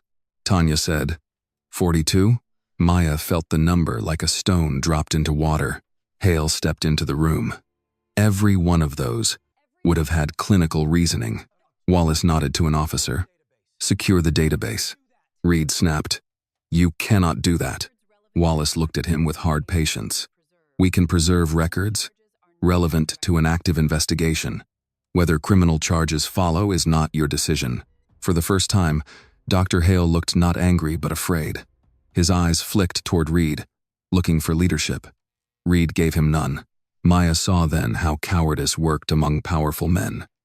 As long as they were protected by titles, they stood together. Once consequences entered the room, each man began calculating how much blame could be handed to the other. Ryan stepped back from the computer. "Deputy Chief, notify City Legal that this may involve systemic patient dumping." Reed's voice sharpened. "Careful, Commander." Ryan turned to him. "No. Careful is what everyone was while people got hurt." The words struck Maya because they were exactly true. Careful had kept jobs. Careful had preserved schedules. Careful had allowed cruel policies to hide beneath clean language. Careful had not saved Harold Larkin. Arthur Bennett had asked how many others. And now the answer was beginning to form in rows and dates and names. Susan wiped her eyes. "I'm sorry," she whispered. Maya looked at her and saw not a villain, but a tired woman who had typed what men in offices told her to type because she needed health insurance and a paycheck too. "I know," Maya said softly. Ryan looked at Maya. hearing the forgiveness in her voice and perhaps the cost of it. "You don't have to carry this." Maya shook her head. "Nurses always carry what happens after someone says no." No one had an answer for that. A radio crackled from Ryan's vest. "Commander, General Bennett is asking for you. Cardiac unit says he's agitated." Ryan's face changed instantly. "I'm coming." Maya stepped forward. "I'll go too," Reed said. "She has no authorization to enter cardiac observation." Dr. Harris turned on him. "Malcolm, if you say one more word about her authorization while evidence of your administration's cruelty is glowing on that screen, I may forget my blood pressure." Steering. Even Wallace looked like she nearly smiled. Ryan and Maya hurried toward the elevators. Tanya followed, carrying a folded blanket she had grabbed from the warmer without explaining why. In the elevator, no one spoke for several seconds. The doors closed on the records room, on Reed's stiff posture, on Hale's frightened eyes, on the spreadsheet of names. Maya stared at the floor, numbers lighting upward. Ryan said quietly, "My father was right." Maya looked at him. "This can't only be about him." "No," Maya said. "It can't." The elevator opened onto cardiac observation. The hallway was quieter than the ER, softer, dimmed for patients who needed rest. But Arthur Bennett's room was bright, and an anxious nurse stood at the doorway. "He keeps asking whether Maya is safe," the nurse said. Maya's chest tightened. They entered together. Arthur lay propped against pillows, weaker than before but alert. His eyes found Maya first, then Ryan. "They'll try to make it disappear," Arthur rasped. Ryan came to his side. "They won't." Arthur looked at Maya. "Did you find them?" She did not pretend not to understand. "Some of them." His eyes closed briefly, grief passing over his face. "Names?" "Yes, sir." "Then remember this," Arthur said, voice thin but firm. "Justice doesn't begin when powerful people are embarrassed. It begins when forgotten people are named." Maya felt the words settle in her bones. Outside the room, the hospital continued its long night of reckoning. In the records room below, the names waited on a screen. In the lobby, witnesses waited with coffee growing cold in their hands. And in a cardiac bed under soft lights, the man they had tried to throw away had become the voice calling all the others back inside. Arthur Bennett's words stayed with Maya long after the monitor settled back into its steady rhythm. Justice doesn't begin when powerful people are embarrassed. It begins when forgotten people are named. She stood beside his bed in cardiac observation, watching the old general's chest rise and fall beneath the white blanket. His strength had carried him far enough to speak the truth, but his body was demanding payment now. His eyelids drooped. The lines around his mouth deepened. Whatever command still lived in him had not erased the fact that he was 75 years old and had nearly died on a hospital floor. Dr. Harris checked the monitor and lowered her voice. "General, I need you to rest now." Arthur's eyes opened halfway. "Doctors always say that when they're tired of listening. I say it when my patient is stubborn enough to make his own heart work overtime." A faint smile moved across his face. "My wife used to say the same thing. Then your wife was a wise woman. The wisest." His gaze shifted to Ryan. "Listen to her." Ryan sat at the edge of the chair beside the bed, still wearing his tactical jacket, though the man in it no longer looked like a commander. He looked like a son trying not to show how close he had come to losing the first man he had ever admired. "I'm listening," Ryan said. Arthur looked toward Maya. "And you, don't disappear." Maya shook her head. "I won't." But inside, she was not sure what that meant. She no longer had a badge. Her employment status was a question mark being held in someone else's hand. Her mother was awake and praying across town. A list of names sat on a computer downstairs, each one a quiet accusation, and somewhere below them, Malcolm Reed and Dr. Victor Hale were probably trying to save themselves. A nurse from cardiac observation adjusted Arthur's the four, and Dr. Harris motioned Ryan and Maya into the hallway. "He needs at least an hour without stress," Harris said. "We're in real rest. No statements, no visitors, no righteous speeches from retired generals." Ryan nodded. "Understood." Maya glanced back through the glass panel in the door. Arthur had closed his eyes. Without the fire in them, he looked fragile again. Ryan noticed her expression. He's tougher than he looks. I know. No, Ryan said softly. You knew before I did tonight. Maya did not know how to answer that, so she said nothing. The elevator ride back down was quiet. Ryan stood with his hands folded in front of him, the posture of a man containing a storm because other people needed him useful. Maya stood beside him, arms wrapped around herself. Her scrubs were still damp at one knee from kneeling in the lobby. The spot had dried cold against her skin. When the elevator doors opened, the emergency department felt louder than before. Not chaotic, exactly, but active in too many directions. Officers were taking statements in corners. Nurses were trying to keep regular care moving around the investigation. A child cried near triage. Someone laughed too loudly from nerves and then stopped. The smell of coffee had grown stronger, as if the whole hospital were trying to stay awake through shame. Deputy Chief Wallace met them near the nurses' station. Commander, we have a problem. Ryan's face changed instantly. What kind? Reed's attorney arrived. So did two members of the hospital board. Maya looked toward the lobby. Two men and one woman in expensive coats stood near the entrance, speaking with Reed. The woman was in her 60s, elegant and silver-haired, holding a leather folder against her chest. One man wore a navy overcoat over pajamas, as though he had been pulled out of bed and was determined to make that everyone else's problem. The third, Reed's attorney, had the smooth, alert face of someone who made a living turning facts into fog. Wallace continued. They're pushing for this to be treated as an internal personnel matter and a misunderstanding regarding emergency intake. Ryan's jaw tightened. Of course they are. Tanya appeared beside Maya with another coffee. They brought the board in before sunrise. That tells you everything. Maya looked at the group. Reed saw her and immediately looked away. Dr. Hale stood a few feet behind them, trying to appear separate enough to survive. The attorney stepped forward. Commander Bennett, I'm Charles Whitmore, counsel for Riverside General. I appreciate the emotional nature of tonight's events, but I must insist that armed personnel reduce their visible presence. This is a hospital, not a tactical scene. Ryan looked at him calmly. A patient was nearly denied life-saving care. Evidence is being preserved, and multiple staff members have reported a pattern of removals involving vulnerable patients. Whitmore smiled politely. Alleged pattern. Wallace cut in. Documented pattern. The boardwoman stepped forward. I'm Evelyn Price, chair of the Riverside Board. Commander, Deputy Chief. We are deeply concerned by what we're hearing, but we also have a responsibility to avoid panic and protect patient privacy. Maya had heard that kind of voice before. It was not cruel like Reed's or sharp like Hale's. It was soft, educated, careful. It carried sympathy without surrendering control. Ryan said, Protecting privacy is not the same as protecting misconduct. Agreed, Evelyn said. If misconduct occurred, Tanya muttered. If, Evelyn's eyes moved to her. Nurse Brooks, is it? Yes, ma'am. I understand emotions are running high among staff. Tanya gave a small smile. My emotions have been running high since a man got told to die somewhere cheaper. The lobby went quiet around them. Whitmore's smile vanished. That kind of inflammatory language is unhelpful. Maya stepped forward before she planned to. No, sir. It's plain language.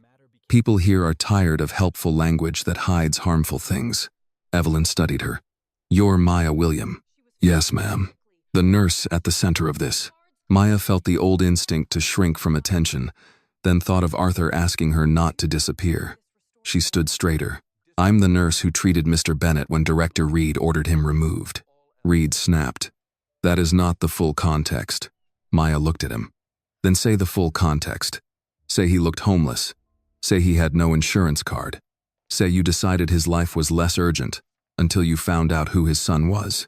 Evelyn turned slowly toward Reed. Reed's face flushed. I made a difficult operational decision based on limited information.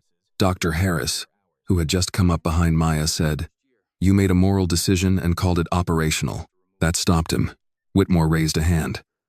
Let's not turn this into a public spectacle.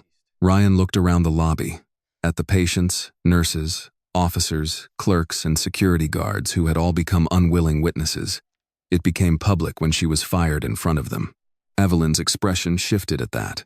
Fired publicly? Tanya said. Badge taken, guards called, escorted out through the lobby. The boardman in the navy coat looked at Reed. Malcolm? Reed stiffened. It was necessary to restore order. Maya felt something break open in her then. Not rage, not exactly, but a weary clarity. She had been ordered, insulted, threatened, fired, and escorted out. And still, Reed believed the worst thing that had happened was disorder. Order for whom? She asked. No one answered. Then an officer came from the records hallway carrying a printed stack of documents. Deputy Chief. We pulled the first batch of removal logs and cross-referenced names with outcomes that returned to this facility within 24 hours. Wallace took the papers. Her face darkened as she read. Ryan stepped closer. How many? The officer hesitated. In the first year? 23 returned by EMS after removal. 7 critical. 3 deceased. The words seemed to empty the air from the lobby. Maya closed her eyes. Harold Larkin had not been the only one. Evelyn Price's hand tightened around her folder. That can't be right. Wallace handed her the papers, then read it slowly. Whitmore said, We need to verify methodology before anyone draws conclusions. Dr. Harris turned on him. 3 people died. Methodology can wait its turn behind decency. For the first time, the attorney had no polished reply. Reed was pale now, but still fighting. Those deaths cannot be attributed to administrative removal without full medical review. Ryan's voice came low. My father could have been the 4th. Reed looked at him and said nothing. The elevator dinged behind them. Everyone turned. Arthur Bennett was not in it. Of course, he was resting upstairs, but a man in a dark suit stepped out with 2 uniformed officers beside him. He was middle-aged, black, with a neatly trimmed beard and a face Maya recognized from local news. Deputy Chief Wallace straightened. Chief Monroe, the Atlanta police chief, walked into the lobby with quiet force. He looked at Ryan first, then Wallace, then Maya, then finally Reed and the hospital board. I was briefed on the way over, Chief Monroe said. This investigation is no longer informal preservation. We are opening a formal inquiry with city legal and the district attorney's office notified. Whitmore opened his mouth. Chief, I strongly advise. Chief Monroe raised one hand. Counselor, you may advise your clients. You will not advise me. The room stilled. Chief Monroe looked at Reed. Mr. Reed, Dr. Hale, you will remain available for questioning. You will not access hospital records except under supervision. You will not contact staff regarding statements. If you attempt to alter, delete, or influence evidence, this becomes a different conversation. Hale swallowed. Reed's polished mask was almost gone. Maya stood near Tanya, holding coffee gone cold, feeling the weight of the names downstairs, the old man upstairs, and the mother across town praying for her. She had thought the night was about whether she would keep her job. Now she understood it was about whether a hospital could be forced to remember the people it had tried to forget. Chief Monroe turned to her. His voice softened. Miss William, I understand you began care when others ordered you not to. Maya nodded. Yes, sir. Then I'll say this plainly. You did not create this crisis. You exposed it. For a second, Maya could not breathe. Across the lobby, Evelyn Price looked at the documents again. Her face had changed. She no longer looked like a woman managing reputational risk. She looked like someone realizing the fire was inside the walls. She turned to Reed. Malcolm, what have you done? Reed looked from her to Ryan, then to Wallace, then to the officers guarding the exits. For the first time all night, he seemed to understand that the building he controlled no longer belonged to his version of the story. And somewhere above them, Arthur Bennett's heart kept beating, steady enough for the truth to keep moving. Chief Monroe's words settled over the lobby with the weight of a verdict no court had yet spoken. You did not create this crisis. You exposed it. Maya stood still, her cold coffee forgotten in her hand. For the first time since the old man collapsed at the entrance, she allowed herself to look around, not as a nurse searching for the next emergency, but as a woman standing inside the consequences of one decision. The waiting room chairs were still filled with people who had come for fevers, chest pain, broken bones, and fear. The registration desk still blinked with unanswered calls. The same old television still played silent news over the vending machines. Yet nothing was ordinary now. The truth had entered the building, and it was moving room by room. Evelyn Price, chair of the hospital board, stood with the printed removal logs in her hand. Her face had gone pale beneath her careful makeup. She turned a page, then another, as if the next one might make the previous ones less terrible. 3 deceased, she whispered. Chief Monroe looked at her. That is the preliminary cross-reference. Reed found his voice. Preliminary. That word matters. Evelyn looked at him then, slowly. So do the dead, Malcolm. The silence that followed was sharp. Dr. Victor Hale stepped away from the physician workstation, trying once more to gather himself into authority. We are standing in a lobby making judgments about complex medical situations based on incomplete information. I will not have my career destroyed by emotional interpretation. Tanya Brooks folded her arms. You tried to stop oxygen from reaching an old man. I questioned inappropriate use of resources. You blocked the emergency kit with your body. Hale's eyes flashed. Nurse Brooks, I advise you to stop speaking. Deputy Chief Wallace stepped between them before Tanya could answer. Dr. Hale, that was not a request you should repeat. For a moment, Hale looked as if he might argue. Then he saw the officers behind her and closed his mouth. Maya felt no satisfaction. That surprised her. She had imagined, in some private corner of pain, that seeing men like Hale finally silenced would feel like justice. Instead, it felt like standing beside a wreck after the crash had already happened. The danger was over for the moment, but the damage was everywhere. Ryan Bennett approached Chief Monroe and spoke quietly with him. Maya caught only pieces: formal inquiry, district attorney, hospital records, patient abandonment, civil rights implications. Each phrase widened the circle of the night. Then Ryan turned back toward Maya. My father is asking to come downstairs. Dr. Harris, who had been reading Arthur's latest vitals on a tablet, looked up immediately. Absolutely not. Ryan sighed. That was my answer too. Good. Keep it. He said if you refused, I should tell you he has ignored superior officers with more medals. Dr. Harris did not blink. Tell him I have ignored men with worse attitudes. Despite herself, Maya smiled. Ryan's face softened for half a second, then grew serious again. He wants the board chair to hear him directly.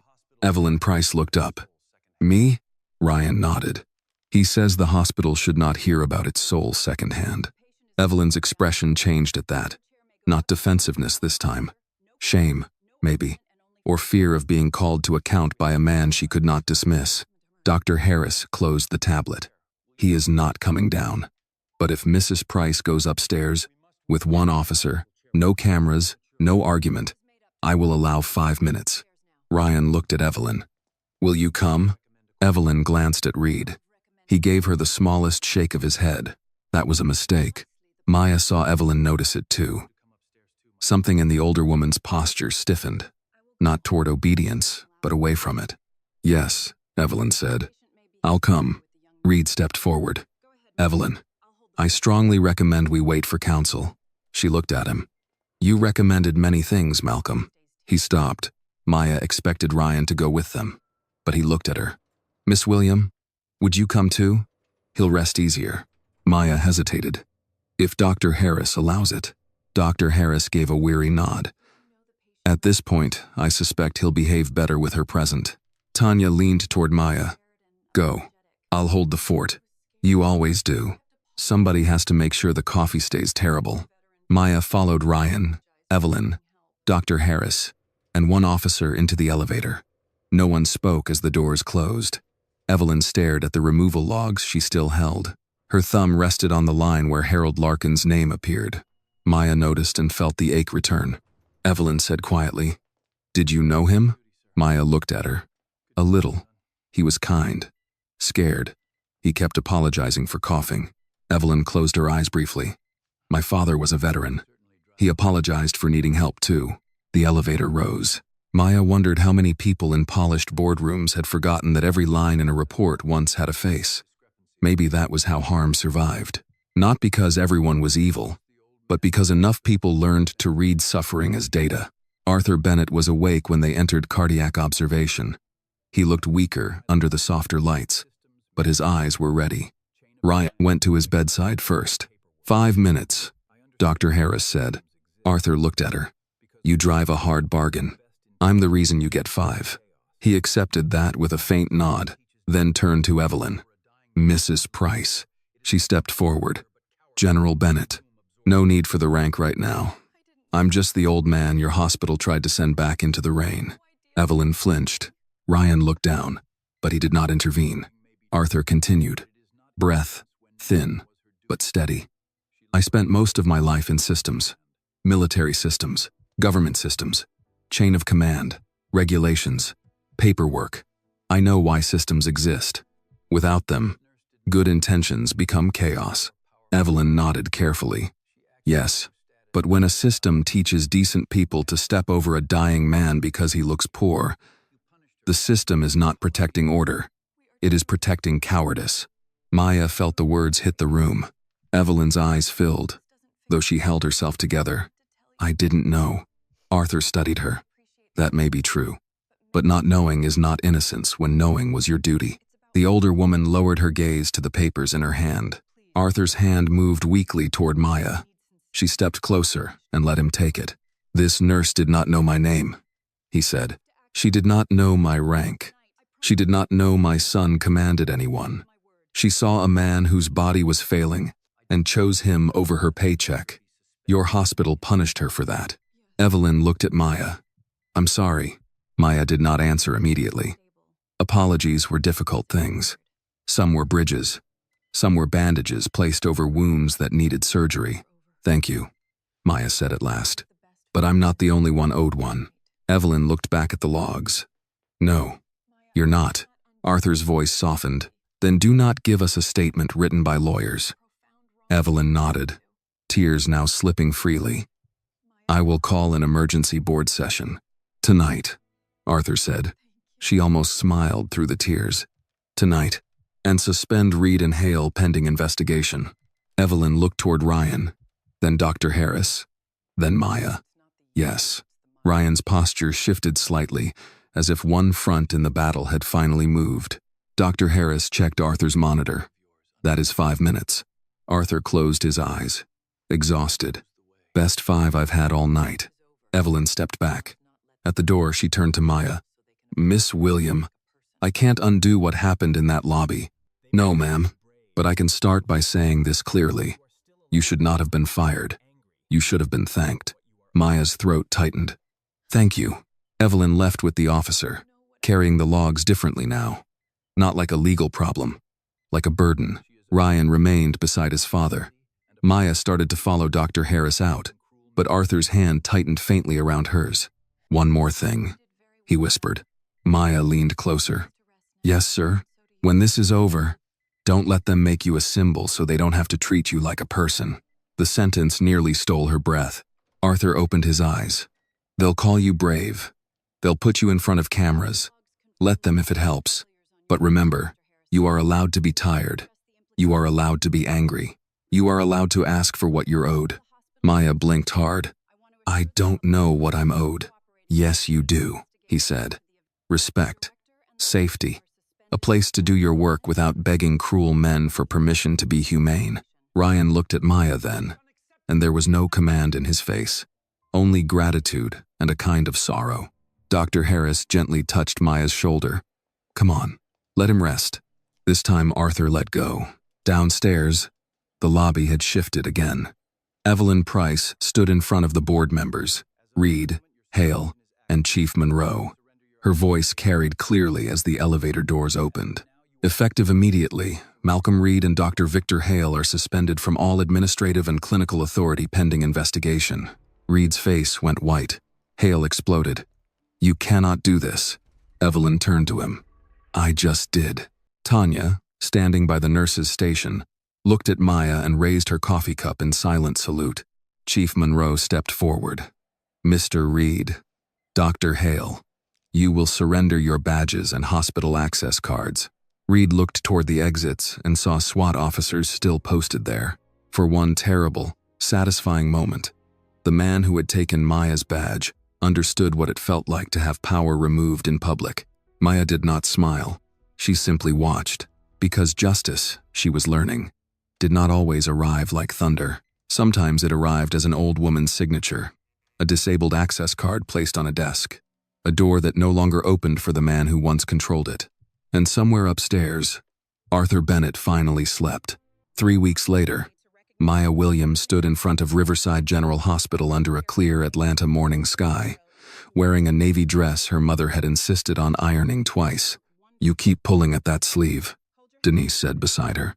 Maya lowered her hand. "I'm not used to this. To sleeves? To people looking at me?" Denise gave her the kind of look only mothers could give, part love and part correction. "Baby, people have been looking at you your whole life. Today they're just finally seeing you right." Maya smiled, but her nerves did not leave. In front of the hospital entrance, rows of folding chairs had been set up for staff, patients, city officials, and reporters. A temporary podium stood where Arthur Bennett had collapsed that night. The rain was gone now. The tile had been cleaned. The glass doors shone. But Maya could still see it all, as if it were happening again. The old man on the floor, Reed's cold voice, Hale blocking the emergency kit, Tanya rolling the oxygen tank forward, the first SWAT vehicle cutting through the dark. Riverside General had changed since then. Not completely, not magically, but visibly. Malcolm Reed was gone, facing criminal investigation along with Dr. Victor Hale. The hospital board had appointed an independent patient advocacy council, including community leaders, retired nurses, clergy, and 2 former patients. Security could no longer remove anyone from the emergency entrance without medical assessment. Every staff member now had a protected reporting line outside hospital administration. Posters near triage read, "Care begins before paperwork." Tanya said the posters were ugly but necessary. "They should have asked me about the font," she had complained. Now Tanya stood near the front row in a bright purple jacket, waving at Maya with a proud grin. Dr. Harris sat beside her, looking uncomfortable in formal clothes but pleased in spite of herself. Ryan Bennett stood near the podium in dress uniform, speaking quietly with Chief Monroe. And beside them, thinner but upright, leaning on a cane, was retired Major General Arthur Bennett. Maya's breath caught when she saw him. He looked nothing like the man on the floor that night. His suit was dark, his shoes polished, his white hair neatly combed, but his eyes were the same, clear, watchful, kind in a way that had survived war, grief, age, and one hospital director's cruelty. Arthur saw Maya and lifted one hand. Denise leaned closer. "That him?" "Yes, ma'am. He looks stubborn." "He is. Good. Stubborn kept him alive long enough to meet you." The ceremony began with Evelyn Price. She looked older than she had that night, but also more honest. She did not hide behind polished language. She spoke of failure, of institutional blindness, of patients whose names had been reviewed and families now being contacted. She said Harold Larkin's name aloud, then several others. The crowd grew quiet, not from discomfort alone, but from respect. When Maya heard those names, she closed her eyes. Justice had not brought them back, but forgetting them would have buried them twice. Then Chief Monroe spoke, then Dr. Harris, then Tanya, who had promised she would keep it short and immediately did not. "I have been a nurse long enough to know hospitals don't run on marble floors or mission statements," Tanya said into the microphone. "They run on tired people doing the right thing at 3 in the morning. Maya William did the right thing when it cost her. That is not just courage, that is character." Maya looked down at her hands. Denise squeezed one of them. "Don't you dare hide from your blessing." Finally, Ryan helped Arthur to the podium. The applause rose before he spoke. Arthur waited it out with mild irritation, as if praise were a traffic delay. When the crowd quieted, he adjusted the microphone. "I was told to keep this brief," he said, "by my doctor, my son, and a nurse who scares me more than both." Laughter moved through the crowd. Dr. Harris lifted an eyebrow. Arthur looked toward Maya. 3 weeks ago, I walked into this hospital looking like a man no one needed to notice. I was wet, poorly dressed, and very close to death. Some people saw a problem. Some saw paperwork. One woman saw a life. Maya's throat tightened. Arthur continued. Maya William did not ask my rank. She did not ask my income. She did not ask who would come if I called. She put her hand on my pulse and decided that was enough. He paused, breathing carefully. Many people saw a homeless man. Maya saw a human life. And that made all the difference. The applause came again, stronger this time. Maya stood only because Denise pulled her up. She walked to the podium, with her heart pounding so hard she could feel it in her throat. Arthur took her hand when she reached him. The city presented her with a humanitarian award. Riverside General formally restored her position and announced her appointment to the new Emergency Care Reform Committee. But when Maya stepped to the microphone, she did not look at the cameras first. She looked at her mother, then Tanya, then Dr. Harris, then Arthur. I'm grateful, Maya said, but I don't want this day to be only about me. Because what happened that night was never only about me. It was about every patient who has ever been made to feel ashamed for needing help. It was about every nurse who has been told to stay quiet when staying quiet felt wrong. It was about remembering that medicine is not supposed to ask whether a life is profitable before deciding whether it is precious. The crowd went still. Maya took a breath. I was scared that night. I'm still scared sometimes. But my mother taught me that courage is telling fear to sit in the back seat while you drive. Denise covered her mouth, eyes shining. Maya smiled gently. So we drive. We keep going. We speak up. We open the door. And when someone comes in broken, poor, proud, tired, or alone, we treat them like they matter before the world makes them prove it. When she stepped back, Arthur leaned close and whispered, "That was a fine order, Nurse William." Maya laughed softly. "Thank you, sir." Later, after the reporters left and the chairs were being folded, Maya stood near the entrance with Arthur. For a while, neither spoke. People passed through the doors behind them, patients and families entering with the ordinary fear of ordinary life. Arthur looked at the spot on the floor where he had fallen. "Funny thing about doors," he said. "They tell you what kind of people run a place." Maya nodded. "Whether they open, or who they open for." The automatic doors slid apart as an elderly woman entered slowly with a cane. A young clerk immediately stood and asked, "Ma'am, do you need help?" Maya watched the woman being guided gently toward triage. Arthur smiled. "That's a start." "Yes," Maya said. "It is." Her badge rested against her chest, not as proof that the hospital owned her, but as a reminder of what she had chosen to serve. Not power, not policy without mercy. People. Denise called from the sidewalk. "Maya, you coming? Tanya says there's peach cobbler in the break room, and I do not trust her to save me a corner piece." Maya laughed. "Coming, Mama." Arthur touched her arm lightly. "One more thing." She turned back. "Yes, sir? Don't ever let them make you smaller than what you did when no one was clapping." Maya held his gaze. "I won't." She walked inside, through the same doors that had once closed behind her in humiliation. This time, they opened without resistance. This time, no one ordered her out. This time, when the next frightened patient looked up from a chair and searched the room for someone kind, Maya William was there, and she stepped forward. The lesson of this story is that human dignity should never depend on money, appearance, race, or status. Maya William reminds us that doing what is right may cost us something, but silence can cost someone else their life. True justice begins when ordinary people choose compassion over fear and refuse to let the powerless be ignored. Thank you for staying with this story until the very end.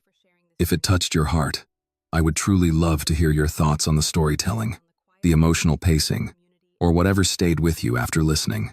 Every comment you share helps make the next stories more honest, moving, and meaningful. And if you have a powerful or meaningful story of your own, please do not hesitate to send it to the channel. It may become the next story to touch and inspire thousands of others. This video is a work of fiction created with the assistance of artificial intelligence. All characters, events, and situations are not real and do not represent any actual people or true stories. The content is intended for storytelling and emotional illustration only.